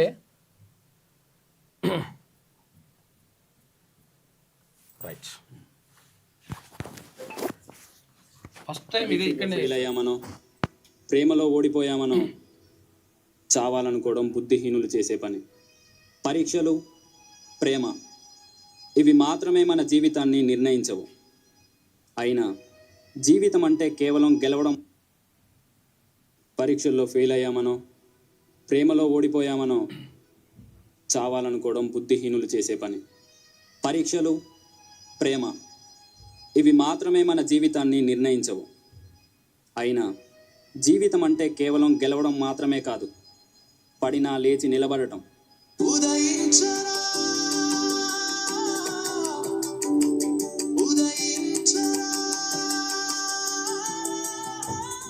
జనవరి 23 తారీఖు నాడు రిలీజ్ అవుతుంది. దీని ఓటీటీలో ఉంటుందా? యూట్యూబ్లో ఉంటుందంట. MYR మ్యూజిక్ అని చెప్పేసి అందులో యూట్యూబ్లో ఉంటుందంట. కాబట్టి చూడండి. ఎందుకంటే నిజంగా కూడా సందేశాత్మక చిత్రాలు చాలా తక్కువగా వస్తుంటాయి, అంత కమర్షియల్ మూవీస్ వస్తుంటాయి. కాకపోతే ఏంటంటే సందేశాన్ని ఇస్తూ ఉంది. మనం బతకాలని చెప్తున్నాం. అంటే యాక్చువల్గా చచ్చిపోవడం కరెక్ట్ కాదురా నాయన, బతకాలే. ఈ ప్రేమలు తర్వాత ఇవన్నీ కూడా ఉంటాయి. ప్రేమలలో విఫలమైపోయినంత మాత్రాన జీవితం విఫలమైపోయినట్టు కాదు. ప్రేమ అనేటువంటిది జీవితంలో ఒక భాగం మాత్రమే. కాబట్టి ఇది ప్రేమనే జీవితం అని చెప్పేసి అనుకోవడం కానీ, లేకపోతే ఇలా 10వ తరగతిలో, లేకపోతే ఇంటర్మీడియట్లో, లేకపోతే ఇంజనీరింగ్లో దేంట్లో ఫెయిల్ అయిపోతే ఇక మొత్తం కూడా జీవితం అంతా ఫెయిల్ అయినట్టు కాదు లెక్క. ఆ తరగతిలో ఫెయిల్ అయినట్టు. మళ్ళీ వచ్చే సంవత్సరం రాసుకోవచ్చు, మళ్ళీ పాస్ కావచ్చు. ఈ పిల్ల కాకపోతే ఇంకో పిల్ల దొరుకుతుంది, లేకపోతే ఈ పిల్లగాడు కాకపోతే ఇంకో పిల్లగాడు దొరుకుతుంది. ప్రాబ్లం ఏం లేదు, కరువేం లేదు. అనుకోకుండా పిల్లలు పోయి ఆత్మహత్యలు చేసుకుని ఆత్మహత్యలు పరిష్కారం కాదు. అదే మా సందేశం. ఓకే, చెప్పండి. ఓకే డైరెక్టర్ మీరు? అన్న పాట కూడా ఓకే. అందరికి నమస్తే. మొదటిగా నాకు కాల్ చేస్తారు అన్న రైటర్, మంచి రైటరు. ఎందుకంటే ఇందులో షార్ట్ ఫిల్మే కానీ ఒక నేను సినిమా ట్రైలర్ చూపించేటప్పుడు కూడా ఒక సినిమా లాగా అనిపించింది నాకు. నిజంగా ఇంత చిన్న వయసులోనే ఒక పల్లె మారుమూల ప్రాంతంలో ఉన్నటువంటి వీళ్ళు ఒక డైరెక్టరు అంతా టీం వర్క్ చాలా అద్భుతంగా చేశారన్న. చూశాను, మీరు కూడా చూడండి. ఎందుకంటే ఇది ఆ జనాలను చైతన్యం చేసేది. ఎందుకంటే ఆత్మహత్యలు చేసుకోవద్దు అని ప్రతి కాలేజీలో కానీ ప్రతి స్కూళ్ళలో కానీ మేము వెళ్ళి అక్కడ ప్రొజెక్టర్ పెట్టి చూపిద్దామని అనుకుంటాము. ఎందుకంటే అక్కడ చూపిస్తే వాళ్ళు చూపించాలని మా టీం మొత్తం ముందుకు వచ్చారు. నేను కూడా మధు జేటీవీ ఛానల్లో కూడా ఈ టీం మొత్తం ఇంటర్వ్యూ చేశాను. నిజంగా ఆ ట్రయల్ మొత్తం సినిమా నాకు చూపించిన తర్వాత అసలు చూస్తూ ఉంటే మళ్ళీ మళ్ళీ చూడాలనిపించింది. నిజంగా అవి చూస్తూ ఉంటే కూడా ఆ స్టోరీ అందులో కూడా పాట కూడా పెట్టారు నాకు, ఓడిపోతా. అందులో సాంగ్ కూడా నిజంగా బాహుబలిలో ఉన్నటువంటి రైటరు. ఆ సాంగ్ కూడా అందులో సాంగ్ కూడా ఉంది.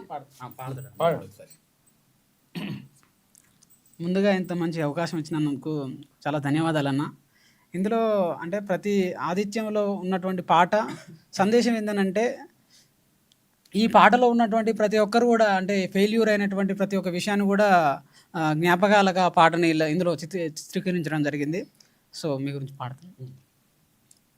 తాననారరే తాననారరే దననాననారరే తాననారరే తాననారరే తననాననారరే కిరణమై ఉదయించరా నీ పయనమేవో వింతరా అలసిన నీ ఓటమికి నీ విజయమేవో మలుపురా సంద్రమెంతున్నా అలలే ఎగిసి పడుతున్నా నీ గమ్యమంటూ చేరే వరకు మట్టిలో కలిసేంత వరకు ఊపిరాపకురా వెనకడుగు వెయ్యకురా ఊపిరాపకురా వెనకడుగు వెయ్యకురా నీ సహనమే నీ సాధన. ఇట్లా అద్భుతంగా వాడిన మంచి విధంగా మన వాళ్ళు అంటే మన తెలంగాణ నుంచి తర్వాత వచ్చినటువంటి మట్టి బిడ్డలు కాబట్టి మంచి సినిమా తీసిండ్రు, మంచి సందేశాత్మక చిత్రాన్ని ఇచ్చిండ్రు. 40 అవార్డులు వచ్చినట్టు ఇప్పటికే. కాబట్టి రిలీజ్ కాకముందుకే 44 అవార్డులు సొంతం చేసుకుంది ఇంటర్నేషనల్ లెవెల్లో, అంతర్జాతీయ స్థాయిలో. కాబట్టి తప్పకుండా ఆదరించండి అని చెప్పేసి వాళ్ళు కోరుతా ఉన్నారు. ఇంత మంచి సినిమా తీసి గొప్పగా ప్రజలను చైతన్యం చేస్తున్న మా యూత్ అందరికి మేము కూడా సందేశం ఇస్తున్నాం. గొప్ప అవకాశం, మంచి గొప్ప సింగర్ అన్న. జూనియర్ మన సంస్కృతి హీనంగా బహుఘోరంగా దిగజారిపోయింది, దారి తప్పిపోయింది. మన సంస్కృతి హీనంగా బహుఘోరంగా దిగజారిపోయింది, దారి తప్పిపోయింది. ఆడకూతుర్ల ప్రాణాల కన్నా మానాలకే విలువిచ్చే దేశం. చెరుడు చిత్రాలు చూస్తున్న స్త్రీలు నేడు చిత్రంగా వేస్తున్న వేషం. మోకాళ్ళ పైనకు మిడ్డిలే మడలంటూ వేస్తున్నారు రో, మోకాళ్ళ పైనకు మిడ్డిలే మడలంటూ వేస్తున్నారు రో. ఉల్లిపుర సీరా ఒళ్ళంతా కల్పించే జాకెట్లు లేపేశనాయే. ఈ కెలుకోకలు కట్టుకోకుండానే మిట్టీలు ఎదరిపోవునంట, ఇక సెట్టీలు ఎదరిపోవునంట. మన సంస్కృతి హీనంగా బహుఘోరంగా దిగజారిపోయింది, దరి తప్పిపోయింది. అర్ధరాత్రి ఆడకూతురు ఒంటరిగా తిరిగిన నాడు అసలైన స్వాతంత్రమాని అన్నాడు ఆనాడు గాంధీ. నడవడానికి ఆడోళ్ళు లేరు, కడుపులోనే చంపుతున్నారు. నడవడానికి ఆడోళ్ళు లేరు, కడుపులోనే చంపుతున్నారు. నేడు సత్కరించి గౌరవించిన దేశంలో ఘోరంగా వంచుడాయే, బహుఘోరంగా హింసించుడాయే. ఎందుకంటే కొన్ని సినిమాలు బూతు తీసి జనాన్ని ఆ యూత్ని అంతా ఖరాబ్ చేస్తే మన చిన్న వాళ్ళు అతి తక్కువ సమయంలో ఎక్కువ అవార్డులు కొట్టి ఒక సందేశాత్మ ఆత్మహత్యలతోటి సమస్య పరిష్కారం కాదు. నువ్వు ఆత్మహత్య చేసుకొని చనిపోతావు, కానీ నీ తండ్రి నీ తల్లి గురించి బతకాలి, నీ తల్లి గురించి నీ తండ్రి బతకాలి, నీ అక్క గురించి చెల్లె గురించి బతకాలి. కానీ నీ చావు కబరిన్నాక తను చనిపోయేదాకా నీ జ్ఞాపకాలను మర్రిస్తూ మాదేస్తూ హింసకు గురై తాగుడుకు బానిసలై చనిపోతున్నావు. విద్యార్థులారా, ఓ అమ్మాయిలారా, ఎవరైనా మీరు ఆత్మహత్యలతోటి సమస్య పరిష్కారం కాదు. 10th ఫెయిల్ అయితే కూడా ఆత్మహత్య అంటాడు, ఇంటర్ ఫెయిల్ అయితే కూడా ఆత్మహత్య అంటాడు. ఇదంతా ఆత్మహత్యలతోటి రాజ్యం రాలే. తెలంగాణ రాష్ట్రం ఎట్లా నిలబడి కొలబడి కొట్లాడి తీసుకొచ్చుకునే తెలంగాణ కదా. అందులో మీరు అందరు ఉంటారు కదా. మీ సంతోషాలు, మీ తల్లిదండ్రులకు దుఃఖం, మీ చావు, చదువు ఏమున్న ప్రేమల ఫెయిల్ అయితే భక్తి సాధించాలని గొప్ప అవకాశం వచ్చిన మన క్యూజ్ మల్లన్నకు, మా సుదర్శనకు, క్యూజ్ ఇచ్చేవారు అందరికీ థ్యాంక్ యూ అన్న. థ్యాంక్ యూ అన్న.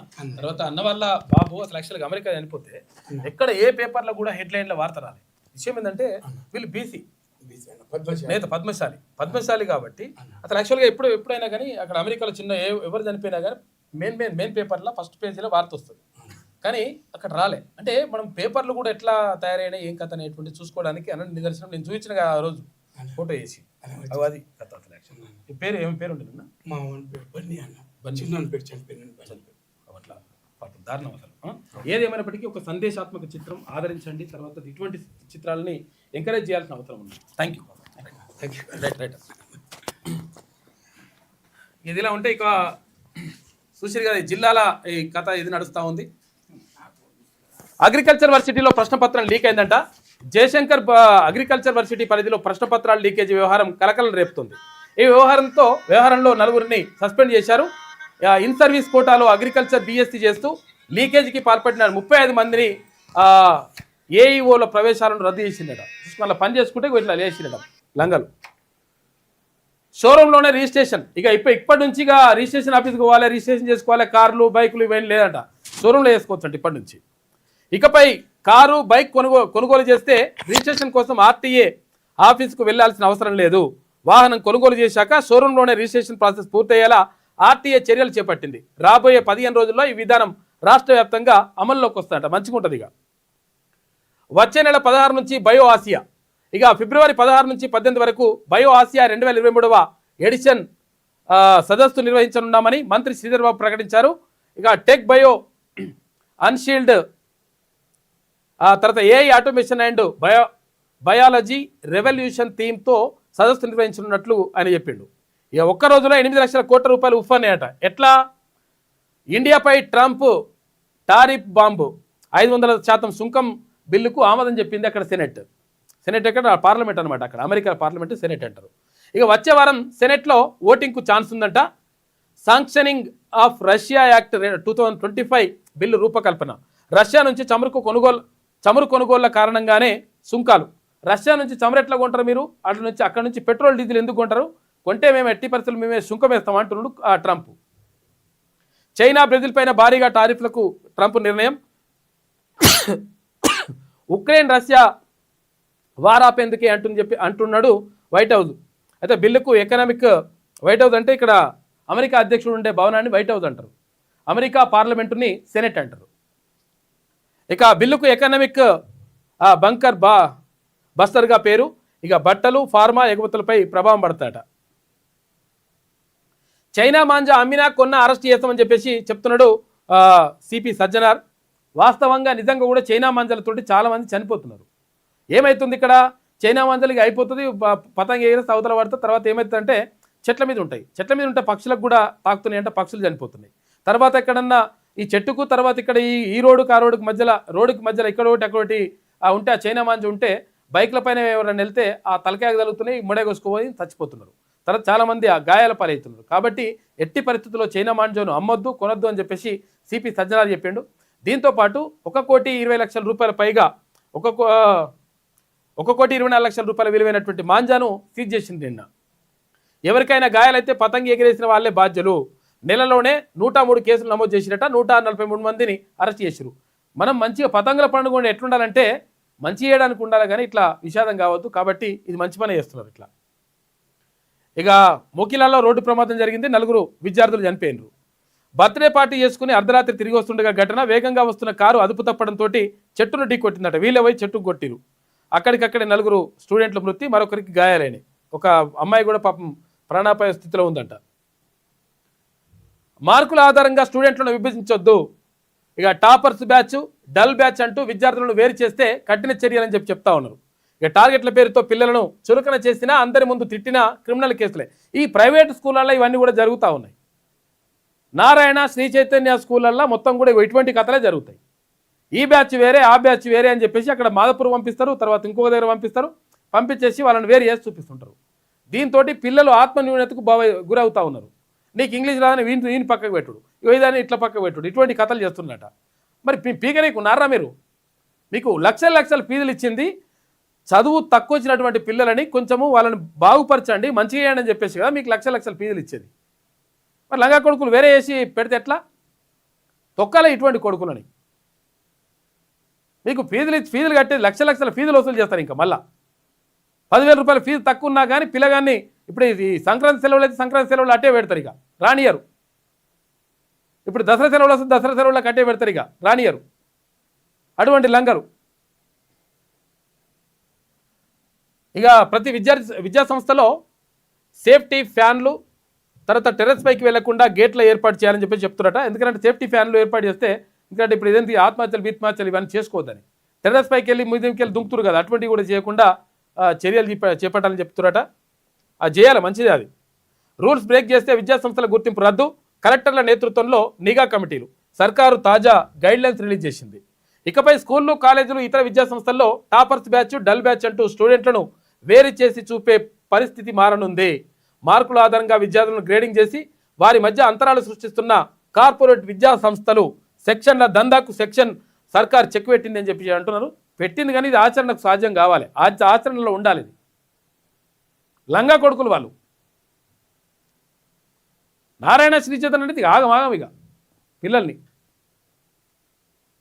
తెలివక ఎలాగ పంపిస్తుంటారు తల్లిదండ్రులు లక్షల లక్షల ఫీజులు కట్టి. మేడారం జాతరకు రండి, కేసీఆర్ను ఆహ్వానించిన మంత్రులు సీతక్క, కొండా సురేఖ. మంత్రులకు చీరలు బహుకరించిండ్రు కేసీఆర్ దంపతులు. వాళ్ళకి చీరలు పెట్టిరట పోయినందుకు. ఇక బెంగాల్ ఐపాక్ ఆఫీసుపై ఈడీ దాడి అడ్డుకున్న మమత అని చెప్పేసి అంటున్నారు. మన వాళ్ళ పని మొదలుపెట్టారన్న మాట. ఇంకా పెద్దగా ప్రచారం అవసరం అంటూ ఖర్చు దందుగా అని చెప్పేసి అంటున్నారట. ఏది ఎలక్షన్ల గురించి ఇదంతా చేస్తున్నారని. ఇది వెలుగులో ఉన్నటువంటి ప్రధాన కథనాలు అయితే ఒకసారి ఆంధ్రజ్యోతి చూద్దాం. నా ఆస్తుల్లో 75% సమాజానికి అని చెప్పేసి వేదాంత గ్రూప్ చైర్మన్ అనిల్ అగర్వాల్ చెప్తున్నాడు. నిజంగా హ్యాట్సప్, చాలా గొప్ప మాట అది. 75% ఆస్తులలో 75% సమాజానికి ఇస్తా అంటున్నాడు. ఇటువంటి మునగాడు కావాలి, అంత ఉదాత్త హృదయం ఉండాలి. కుమారుడు అగ్నివేష్ అగర్వాల్తో అనిల్ అని చెప్పేసి అక్కడ చిత్రాన్ని చూసుకోవచ్చు. 75% ఆస్తులను సమాజానికి ఇస్తా అంటున్నాడు. అన్ని మున్సిపాలిటీల్లో కాంగ్రెస్ జెండా ఎగరాలని చెప్పేసి కాంగ్రెస్ పార్టీ నిన్న మీటింగ్ పెట్టింది. ఎక్కడ? గాంధీ భవన్లో. పురపూరులోనూ పూర్తి మెజార్టీ రావాలి, మంత్రుల నుంచి నిధులు మంజూరు చేయించుకునే నాయకులే స్థానిక ప్రజాప్రతినిధులుగా ఉండాలి. అంటే ఏమన్నట్టంటే మాకు మంచిగా కమ్యూనికేషన్ ఉన్న వాళ్ళే ఉండాలంటున్నారు. మరి అందరితో కమ్యూనికేషన్ మెయింటైన్ చేయండి. ఇకపై కొత్త సిలబస్ అంట. ప్రస్తుత భవిష్యత్తు అవసరాలకు అనుగుణంగా మార్పు. 1 నుంచి 10వ తరగతి వరకు మార్చారన్న ముఖ్యమంత్రి. ఇక ఇందుకు వెంటనే కసరత్తు ప్రారంభించాలని దిశానిర్దేశం. అన్ని పాఠశాలల్లోనూ అల్పాహారం, మధ్యాహ్న భోజనం. ఇక 2 నియోజకవర్గాలకు సెంట్రలైజ్డ్ కిచెన్. ప్రతి బడి కనీసం ఎకరన్నరలో ఉండాలని చెప్పేసి విద్యాశాఖపై సమీక్షలో ముఖ్యమంత్రి అంటుండు. అది ఉండేటట్టు చూడండి. మరి పట్టణాభివృద్ధికి పెద్దపీట. పెండింగ్ ప్రతిపాదనలకు సర్కార్ ఆమోదం. తాజా స్టేట్ ఫైనాన్స్ కమిషన్ కింద 10 కోట్ల రూపాయలు విడుదల చేసినట. ఇక షోరూమ్ వద్దే వాహన రిజిస్ట్రేషన్లు ఉంటాయి. స్పీడ్ పోస్టులో నేరుగా ఇంటికే ఆర్సీ కార్డు వస్తుందంట. రవాణా శాఖ కమిషనర్ ఉత్తర్వులు జారీ చేసిండ్రు. ఇక సాదా బైనామాకు అఫిడవిట్ అక్కర్లేదని చెప్పేసి నేడో ఇవాళనో రేపో ఉత్తర్వులు ఇవ్వనుందంట CCLA. మార్గదర్శకాలను సవరించేందుకు కసరత్తు. పెండింగ్ దరఖాస్తులకు ఆటంకం తొలగినట్లే అని చెప్పేసి అంటున్నారు. కాకపోతే అంటే మరి కొన్ని పెండింగ్ దరఖాస్తులు డైరెక్ట్ ఇచ్చేస్తే కూడా ప్రాబ్లమే ఉంటుంది, అదొకటి ఉంటుంది. ఎందుకంటే అవి కరెక్టా కాదా కూడా పరిశీలించాలి కదా. ఉరిమే ఉత్సాహం తరిమే విషాదమై చెట్టును ఢీకొన్న కారు 4 విద్యార్థులు దుర్మరణం. అమ్మాయికి తీవ్ర గాయాలైపోయినాయి. పాపం ఓ అమ్మాయికి పరిస్థితి అత్యంత విషమంగా ఉందట. రంగారెడ్డి జిల్లా శంకరపల్లి మండలం మిర్జాగూడ వద్ద ప్రమాదం జరిగింది. పుట్టినరోజు వేడుకలు జరుపుకొని ఇంటికి వెళ్తుంటే ఈ ప్రమాదం జరిగిందట. చూసుకో, వీళ్ళందరూ చనిపోయారు పాపం, 4 పిల్లలు. ప్రమాదంలో మృతి చెందిన సుమిత్, నిఖిల్, సూర్యతేజ, రోహిత్ వీళ్ళందరూ కూడా చనిపోయారు పాపం. అది ఇష్టం వచ్చిన స్పీడ్ పోవడం కాదురా నాయన. ఎంతవరకు కంట్రోల్ చేస్తాం, ఏం కథ అనేది చూసుకోవాలి కదా. మేడారం జాతరకు రండి అని చెప్పేసి కేసీఆర్కు ఆహ్వానం ఇచ్చిండ్రు, పత్రిక ఇచ్చిండ్రు మంత్రులు కొండా సురేఖ, సీతక్క.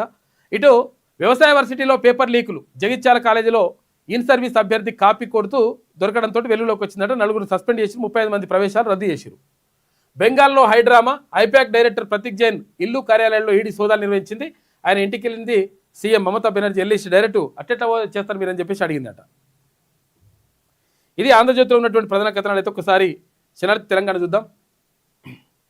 రాజకీయ వర్గాలకే మేజర్ ప్రయారిటీ. ఈ వర్గాలకి అధిక ప్రాధాన్యం. ఆ తర్వాత పాలనా ప్రముఖులకు చోటిస్తున్నారు. చాట్ జీపీటీ చెప్తా ఉంది. ఏమని చెప్తున్నది? మొత్తం కూడా అన్యాయం జరుగుతూ ఉంది కింది వర్గాలకు అని చెప్పేసి. బీసీ, ఎస్సీ, ఎస్టీ వర్గాలకు ఇచ్చే స్పేసు 10 నుంచి 15%. ఓటు బ్యాంకు శక్తి కేంద్రాలుగా అణగారిన వర్గాలు, పేద వర్గాలు. రాజకీయమే మార్పునకు కేంద్ర బిందువు అనే భావన. ఉన్నత వర్గాల నాయకులకి అధిక ప్రాధాన్యం ఇస్తున్నట. ఎస్సీ, ఎస్టీ, బీసీ, మైనార్టీ నేతలకు ఇచ్చే ప్రయారిటీ అంతే.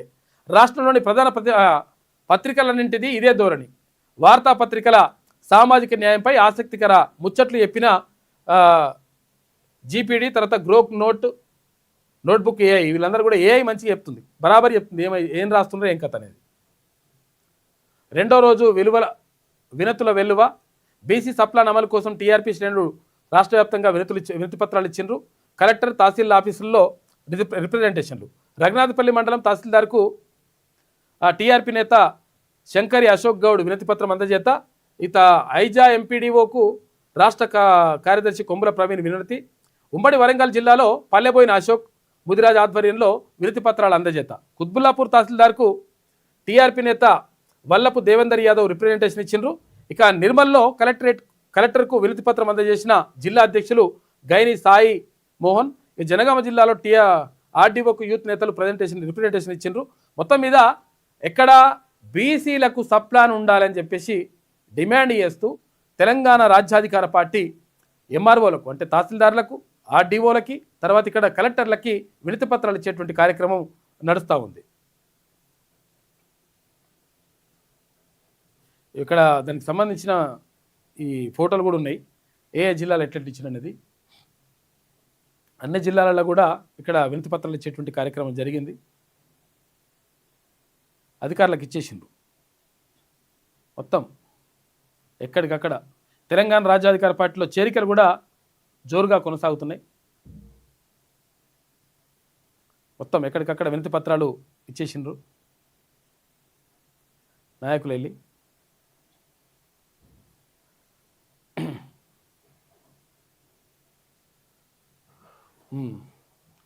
మొత్తం రాష్ట్ర వ్యాప్తంగా చాలా చోట్ల ఇవంతా కూడా జరుగుతూ ఉంది.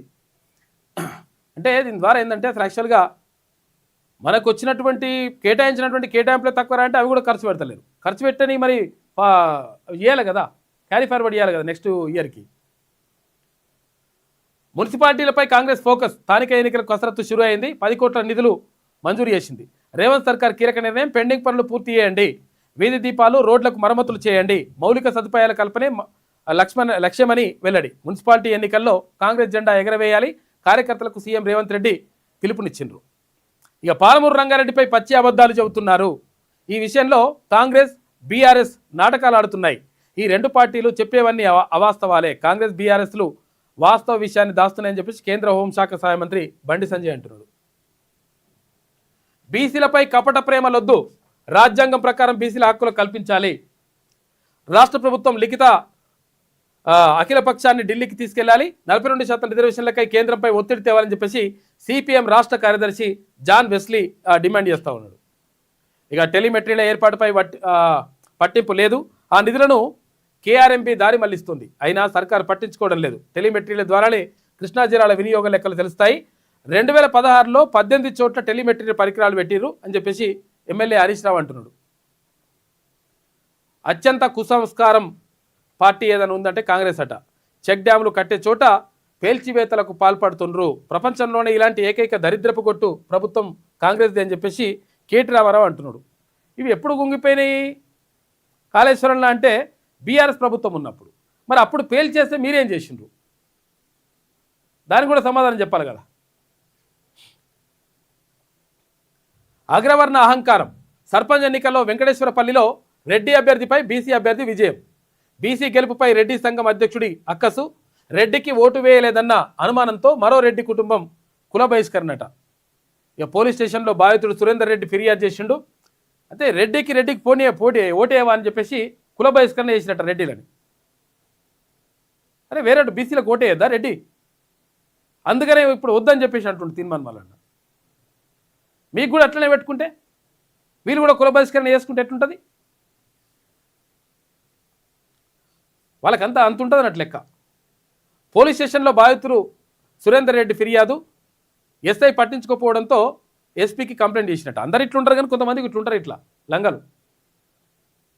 రెడ్డి సంఘం అధ్యక్షుడిపై చర్యలు తీసుకోవాలని వినతి. బీసీకి ఓటు వేస్తే కుల బహిష్కరణ. రెడ్డి సంఘం తీరుపై టీఆర్పీ నేతలు ఫైర్ అయినరు. ఇంకెంతకాలం బీసీలు బానిసలుగా ఉండాలని ప్రశ్నలు.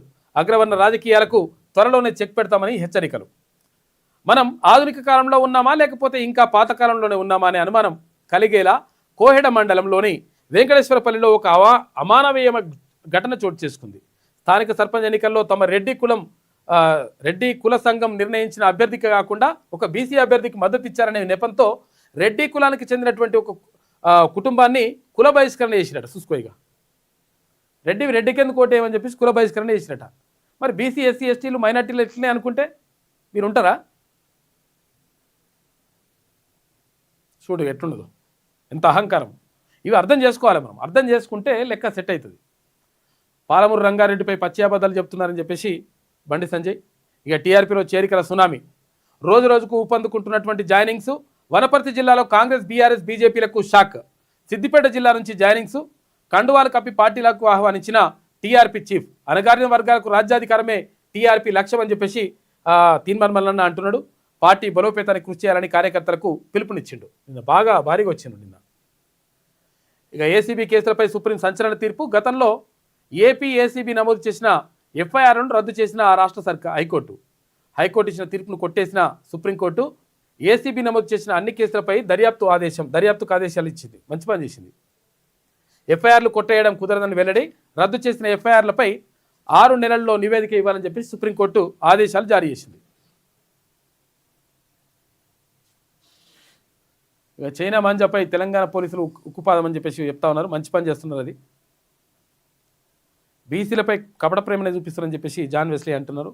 ఇదన్నీ కూడా రాష్ట్ర వ్యాప్తంగా ఇక్కడ వినతి పత్రాల కార్యక్రమం నడుస్తూ ఉంది. బీసీ సప్లాన్ను అమలు చేయాలని చెప్పేసి ఇక ఈమెన్ రాసుకొచ్చిందో సుంకాలు 5 నూర్లు. భారత్పై 500% టారిఫ్ యోచన. బిల్లుకు ట్రంప్ గ్రీన్ సిగ్నల్ ఇచ్చినట్ట. వచ్చే వారం సెనెట్లో ఓటింగ్ ఉంటుంది. రష్యా చమురు కొనడంపై వల్లే అని చెప్పేసి అంటున్నారు. త్వరలో పెట్రోల్ ధరల మోతనట, పెరుగుతాయట రేట్లు.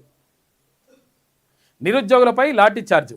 నిన్న 10 లక్షల అశోక్ నగర్లో, తర్వాత మొన్న ఎక్కడ ఇది మన దిల్సుఖ్ నగర్లో పోలీసు అభ్యర్థులు, తర్వాత ఇక్కడ అశోక్ నగర్లో నిరుద్యోగులందరూ కూడా 2 లక్షల ఉద్యోగాలు ఇస్తా అని చెప్పేసి ఏమైందని చెప్పేసి నిరుద్యోగులందరూ కూడా మొత్తం కూడా రోడ్డెక్కిండ్రు. ఉద్యోగాల కోరడమే నేరంగా చూస్తున్న రేవంత్ సర్కార్. కొలువులు లేవన్న మంత్రి. కాంగ్రెస్ చేసిన మోసంపై యువత కన్నెర్ర. వరుస ఆందోళనతో దద్దరిన అశోక్ నగర్. ఇక జాబ్ క్యాలెండర్ కోరుతూ నిరుద్యోగులు ర్యాలీ తీసిరు. పోలీస్ లాఠీచార్జ్ చేసిరు. పలువురికి గాయాలైనవి. రక్తం గారుతున్న ఈడ్చిపారేసిన పోలీసులు. ప్రతి లాఠీ దెబ్బకు సీఎం సమాధానం ఇవ్వాలని చెప్పేసి హరీష్ రావు అంటున్నాడు. నిజంగా దారుణంగా దాడులు చేస్తూ ఉన్నారు. తర్వాత నిరుద్యోగులు అంటే న్యాయమైనటువంటి డిమాండ్ కదా మొత్తం. అసలు యాక్చువల్గా మొన్ననేమో ఇక్కడ ఏది దిల్సుఖ్ నగర్లా వీళ్ళందరూ పోలీస్ అభ్యర్థులు.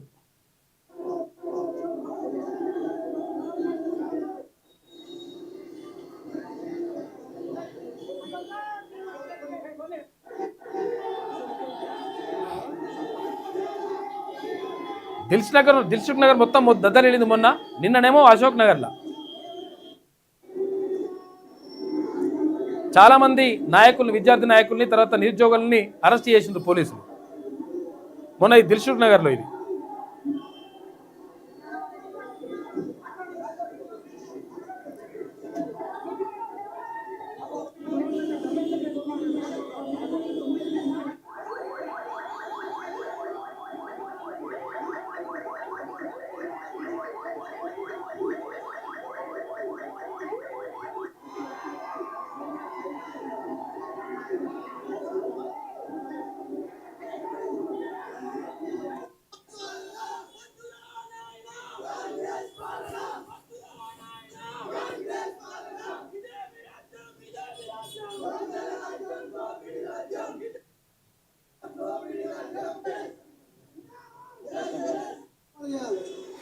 మొత్తం కూడా దిల్సుఖ్ నగర్లో మొత్తం కూడా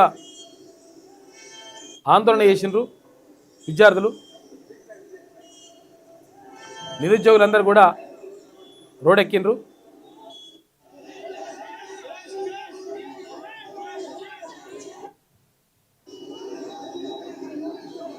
పోలీసులు అరెస్ట్ చేసిండ్రు. నిన్న అశోక్ నగర్ దగ్గర కూడా మొత్తం కూడా నిరుద్యోగులు మొత్తం రోడ్డెక్కిండ్రు. 2 లక్షల ఉద్యోగాలు ఇస్తామని చెప్పినటువంటి కాంగ్రెస్ ప్రభుత్వం ఇప్పటి వరకు ఏమైంది అని చెప్పేసి వాళ్ళు అడుగుతా ఉన్నారు.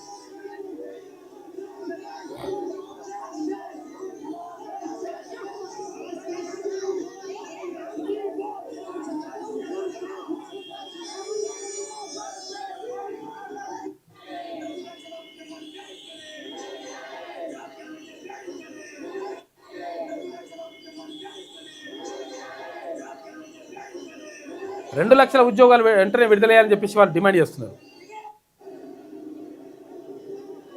వేలాది మంది విద్యార్థులు మొత్తం రోడ్డుపైకి వచ్చేసిండ్రు.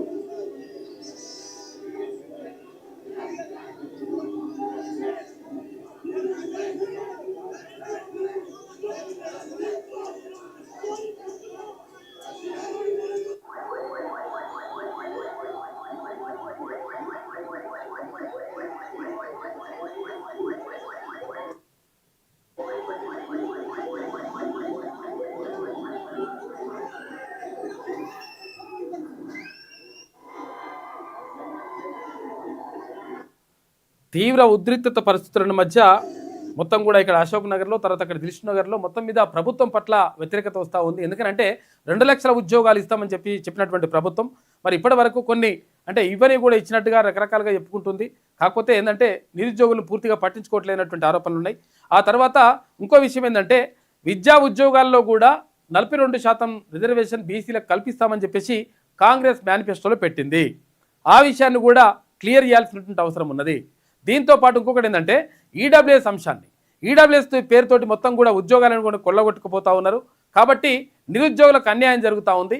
ఆ ఈడబ్ల్యూఎస్ని వాళ్లకు అగ్రవర్ణ పేదలు ఎంతమంది అయితే ఉంటారో వాళ్లకు తగ్గట్టుగా తగ్గించాల్సినటువంటి అవసరం కూడా ఉందని చెప్పేసి మొత్తం కూడా నిరుద్యోగులందరూ కూడా నిరసన వ్యక్తం చేస్తూ ఉన్నారు. కాబట్టి దీనిపైన ప్రభుత్వం నిర్ణయం తీసుకోవాల్సిన అవసరం ఉంటుంది. లేకపోతే విద్యార్థుల ఆగ్రహానికి, తర్వాత నిరుద్యోగుల ఆగ్రహానికి గురైతే గత ప్రభుత్వం పడిపోయింది, మీ పని కూడా అవుతుంది.